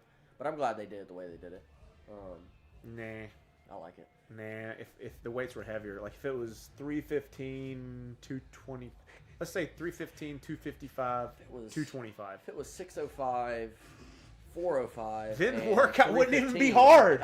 It wouldn't even be hard. It'd be 50 cals for time. I'd be on that row going, I don't even care. I'll see you at the snatch. Yeah. But on that note, all jokes aside, seriously, I would have loved to have seen a 1 rep max, or a 2 rep max, or a 3 rep max, or a 5 rep max, or a complex. Yeah, I agree. Maybe next year. I really enjoyed the complex they did in 21. That was the clean hang clean, or the Love deadlift. it. Clean Yeah. hang clean jerk. I had my fingers crossed we were going to see it tonight. Sorry. All right, question. You're stranded on an island, but you can take one piece of gym equipment with you. What would you choose? 50-pound dumbbell. Really? That's You pretty- do a lot with a dumbbell. That's a pretty good answer. If I was stranded on an island, what piece? I'd probably bring an assault runner, because then I could sell it and get off the island. Who are you selling it to? You're on a island Somebody. by yourself. You gonna sell it to a monkey? I'm gonna put a tarp on it. Yeah. Golly, sell it to a fish. Well, I'm definitely not gonna be exercising with a dumbbell on an island. I am. Hey, you remember Beach Brawl that one year we did it? And you're gonna die after 3 days. They're gonna be like, "What happened?" And your biceps are gonna be pumped up. Right. Oh, he worked out all his energy. What can I say? What can I say? Huh? Do That's what? not a piece of fitness equipment. Paddle. Yeah, bring a ski or go ski out of there. James, get back to the tech. Gracious. James said a paddle. Oh, there's paddle I'll fitness. bring a kayak. Okay. All right, next question. We're going off the rails. Be honest, are double unders even relative? You will never double jump over anything in life. Singles, definitely. I know exactly who wrote this question. And if she's watching, you better know. It is Casey McFarland Whoa! that wrote that. So practice your double unders. There you go. Yeah, I love that you said double jump over. Yeah. It's not a double jump. That's what sold me on that. I know she wrote it. Boink boink like Yeah. Mario. Yoo-hoo. It's not a double jump. It's still a single jump, but the rope goes under twice. I see what you're saying there. You know, let's just say they're not relative at all. No, bump them. We don't need them. It's a shoulder endurance, cardio endurance. It's kind of like burpees. Burpees aren't relevant either. Neither are 50-pound dumbbells. I mean, I agree. I mean, Yeah, it's either double unders or jumping jacks. Which one you want to do in a workout? double unders. Yeah, double unders. So Jumping jacks they're extremely hard. relative. They're not going anywhere. I love the last question, but all right. Next one is, what was the worst part of the workout for you guys and gals? This workout? Last week's It says workout? what person of the workout. So yeah, how do you hear that that question? I'm assuming it's gonna be this workout. Cleans and snatches were the absolute worst. Yeah, snatch. The for clean sure. to me felt like it was Brooke looking 225. solid. The clean felt like it was 225. A clean. the first 3 that I did. I was like, okay, we're good. And then the next one, I was like, somebody added 45 pounds to this. Yeah, the clean felt really light to me after the deadlift. I guess that's the good news about starting with heavier load is that as you go down, your fatigue builds up, but the weight goes lighter, so it feels a little bit more confident in your hands. But okay, and then the last question, and then we're done with all these questions. So I'm glad we got through those. The last question is, what is a pood? It is a Russian increment of measurement, which is equivalent to 35 pounds. So you will hear a 35-pound kettlebell called a pood every now and then. A 70 is a 2 pood, and then 53 is a pood and a half. 1.5 pood. Yep. Yeah, but it's Russian. Yep. So That's where the Russian swing comes from. that's why we don't use pood anymore. There you go. The good old American Freebird. Yeah, you unit. ask Cam, like he will not do Russian swings. He's No. gonna do Ukrainian swings Oh, It's getting late. Maybe I Oh, should. jeez. We should have ended at 6. He only does American swings. But yeah, so yeah, pood, Russian. Yep. We call it pounds because we're America. Yep. Freedom units, baby. Wait, are there more questions? Hopefully not. No, these are all extra stuff. Oh, which is yeah. insane. There's a. I just want y'all to know, Andrew printed all this out. There's, I feel like 15 pages here. Yeah, let me read these real quick, and then we'll get back to it. So we asked, what's something you enjoy about FNL? I'm going to read these briefly. This is what you guys said. The energy, the whole atmosphere, the hype, the excitement, the camaraderie and energy, the atmosphere and the vibes, the energy, go CFT, the energy, hype is real, the hype and energy of everyone throwing down and cheering. I like how hype it is. I love that we collectively use the word hype that much. The next was CFT community coming together and cheering on one another. Everyone coming together like it's a big competition. Seeing everyone come out and support athletes in all the classes, not just at night. The camaraderie, the encouragement, all my friends in one place. And then being pushed in my workouts, seeing all the athletes push through the workouts themselves, watching people do way more than they think they can, which I agree with that one. Just to pause you, it looks like we got Mike moving to the snatches. Yeah, so that's enough reading those. Let's go through the workout. He's moving good, too. What's the time, James? Do you know? 12:26. Ooh, 12 minutes in. He's on the snatches. He's moving good. He's on pace to finish it for sure. And James, some of the feedback was thanking you as well. Absolutely. But I'm not going to read those. So. Yeah, we'll keep those. I don't believe it was there. All of them. Yeah, so he stepped over that bar facing around. We saw G2 doing that to where he would do a rep or two and walk around the bar, just trying to get a little bit of a measured rest. Mm-hmm. So he's not just standing still. He's actually, he knows 3 to 5 to 7 seconds is going on instead of sitting there and it taking 20 seconds. 'Cause that happens to the best of us. Yep. Every time. So Katie trying to get some oxygen in her system before she approaches that barbell. I'll say it looks like she's going for the cleans, which honestly, this may be approaching her by 1 clean. Let's see. Pulling that barbell in. Good Oh, girl. yeah. It cracks me up, the people that way people wear belts. And you can tell she just looked above the camera, which means she looked at Candace. And I know for a fact, knowing Candace, she probably said, just drop it. Just like There that. it is, yeah. I don't know why that's become such a thing that people are just scared to drop barbells. And she's still holding on to it, but she's at least not taxing her back with it. She's letting it go. She's moving it well too. Yeah, with Dr. Daniel and I, we were talking about the eccentric versus the concentric portion of the exercise. And you just want to do the concentric. Pull it, but let the negative go. You don't want to be riding that barbell down, letting your posterior chain get exhausted. Yeah. Good for her. The fact that this is near her 1 rep max. Yeah. I couldn't imagine doing 80+% of my max in a workout like this. That's what G2 was saying about the deadlifts. He said his max deadlift's 295, so he's doing Oh, wow. close to 85% of his Wow. deadlift Yeah, I in didn't this know that. workout. First thing he said to me when I walked in there was, "I should have done singles." Now look at that. So still learning snatch, still getting there, but that looks pretty good. Yeah.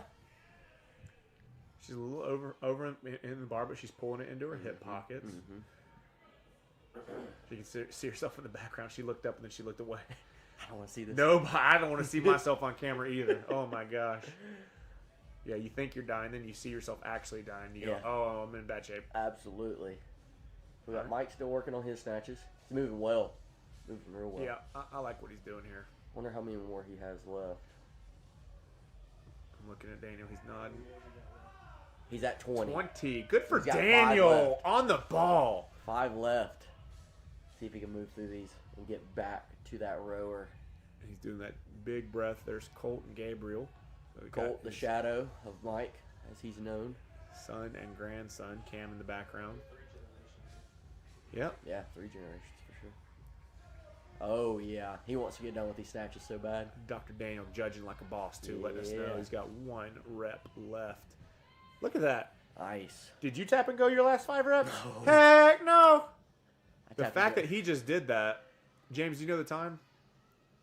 Let's see. Ooh. He's in that danger zone. He's in the red zone. He's in it. He's- Let's see how quickly he can Look, get done with there, these. so Cam has arms crossed, just kind of sitting back. He's in the game now. Oh, 'cause yeah. Cam's a competitor. He's very intelligent. Come on, Mike. Um, There you go. and he knows there's a chance here. Oh, yeah. He's literally probably saying verbatim, Mike, you've got to get these done because you've got to get on the rower. Mm-hmm. Come on, get back over that line. Nice. Come on. Right back I down. know his arms are trashed, but oh my gosh, he's got to sit down. That's the best part about doing this workout before is you know exactly how people feel when they're at this point Right. in the workout. Katie looking strong. I wish I knew how many reps she had. Because she's got enough time. She's going to get back to the snatch Yeah. for sure. The She has a lot of time. the row for her is going to be out of reach, but those snatch are big. Yeah. Looks like Mike's in the background. He may be working on his last rep on those wall walks. One more. He's got one more Come behind on, her. baby. Yeah, Katie's moving this barbell fairly well. She's honestly moving it There you go. You can I tell feel that like fatigue's it's- catching up. as good as I was moving it. I feel like I was dying on this 3 movement. minutes left. Come on, Mike. Oh, they're freaking. Oh. They're about to yank him up. Oh, Sophia's going over there. He's like, it's on now. And this is the point where you're like, oh man. You see the this is- slideshow in the background, by the way? That was a terrible night. That was fantastic. What? I loved it. It was fantastic. So you were saying? This is the point in the workout where you know, just by like average paces, you're like, you know, if I can hold roughly 20 cals a minute, like I can get done. But you're so far into a workout and you're so fatigued, it's like, I don't know if I can do it. Yeah. Fresh 20 cals is doable for most men. 30 is still doable, but that's pretty. That you're going to be a taller or a larger athlete to get 30 comfortably. Fatigued though, 20 is a tall order. Well, I know from looking at a lot of pacing charts, if he can hold like 1,000 2 minutes left. 1,000 to an 1,100 average, he can get done with the workout. Yeah, just But look. that's the hard part of this. I would put him right around probably 800. Just looking at him, he might be getting a couple 900s, but And who now, knows? He now might he's pick it picking at it the up. end. Yeah. He's picking it up. He's probably 850 or so. But like I said earlier, this is the part of the workout where you almost just feel lost because you're like, this is a never-ending Yeah, road. and all these people know where I'm at, and Oh, I yeah. just want them to leave, and I want to leave. And by the way, for anybody that's watching that doesn't know Mike, he is 74 and a half. Yeah. Or 74 and 4 months. Mm-hmm. I'll never forget that. That's good information for the next month. Yeah. But he's 74, so he's almost halfway to 75, and you can see that he is murdering this workout. He's doing a great job. He's doing really good. Age is just a number. Yeah, for sure. Especially when it comes to Mike, he does. So I said 850. He's at 855. That was pretty on the money. I feel good about that. Looks like he's 23 cows in, 24. Gosh. See if he can get to 40.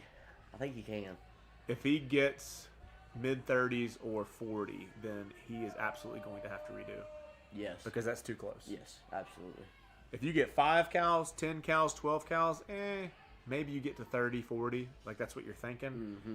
But with less than 15 calories, you know you're capable. Yes, 30 seconds 30 left. seconds left. This is the grind point right here. He's looking at Corey. Sophia's grimacing. Because again, man, this is so exciting all to these watch. coaches, not only are they cheering him on, they're doing math for him in their Yes. heads. Come on, Mike. Just like Lee was explaining. They're doing the number of pulls, the stroke rate, the cows per hour, how many seconds are left, and then calculating up how many they can get. 5, 4, 3. Oh, He gave no! up. He's like, I'm done. Get out of here! I'm not doing this. He's like, get me off this rower. Dang. Good for him. Nice. James, can we see how many he got? Can she walk around? Let's see what he got, man. 36. Oh, so close. Yeah, that's So close. too close. He's definitely going to redo it. Yeah. Because everything that's in his head right now is, well, not right now, but tonight is going to be, if I had not rested or if I had not gotten chalk. Like, let's say he got chalk 5 times. Yeah. And it cost him minimum 10 seconds per chalk up. That's 50 seconds. Yeah. Those micro rests, we typically think resting is our hands on our knees and but those, that adds up. 10 seconds times 5, 50 seconds, and he would have finished if he had an additional 50 seconds. So If you want a pro tip in this workout, keep a little block of chalk at your wall walk station by the rig. Yeah. No, we don't. That way, as soon as you hit on the ground, you chalk them hands up and go. We are not going to have loose chalk. Do it. Oh, my God. See, look, Andrew said we don't do that, but I know a couple people that did do it. One of them's in the room. No way. Well, listen, as long as you're responsible about it, I'm all for it. But it's when people they'll crush the chalk. They crush it and then they're like, oh, this is smart. That's why I always get a block. That way you And can you're just like, barely good. what are you doing? Done. The block chalk, it starts to make more sense, but the loose chalk, Oh, no. it looks like an anthill. No, do not do that Well, whatsoever. thank you. I appreciate that. James is cracking up. Oh, God. So, all right. We appreciate you guys joining us. If you guys have any closing thoughts, feel free to comment quickly so we can hit you up and respond. But we appreciate everybody tuning in. We are officially 75% of the frame right now is pure bicep. What? Oh, God. I was just passed out. Jay with the best comment of the night. Yes, sir. But we appreciate everybody joining us on here. It is a wild thing to put all this together. It's really taxing. James has done really well. If you want to put the camera on yourself, he does a lot. Even though he's done a couple shots where he's giving you guys a thumbs up. He has been up here every single Friday at 12, taking off work to be up here by 12 to run multiple 100-foot HDMI cables, set up all his cameras, mics. Tripods. He's going to drop a video behind the scenes so you can see that. And if you're interested in videography yourself and you want to watch that and learn, he's your guy.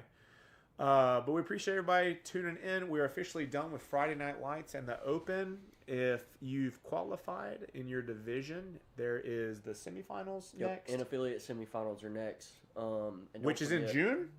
I don't know when the actual semifinals are. So the Community Cup's in June. The Community Cup, in person, blah, blah, blah. Anyways, we'll be at the new gym. Yeah. So we might do a version of this or something like that. I don't know. It's going to be wild. The Phoenix, the new building, is going to be an incredible setup for events, especially with that overhang and the glass overlook. You know, instead of a black background, we'll probably have a window with athletes behind us next time. Yeah. So wild that is That's within the headsets. next 30 days.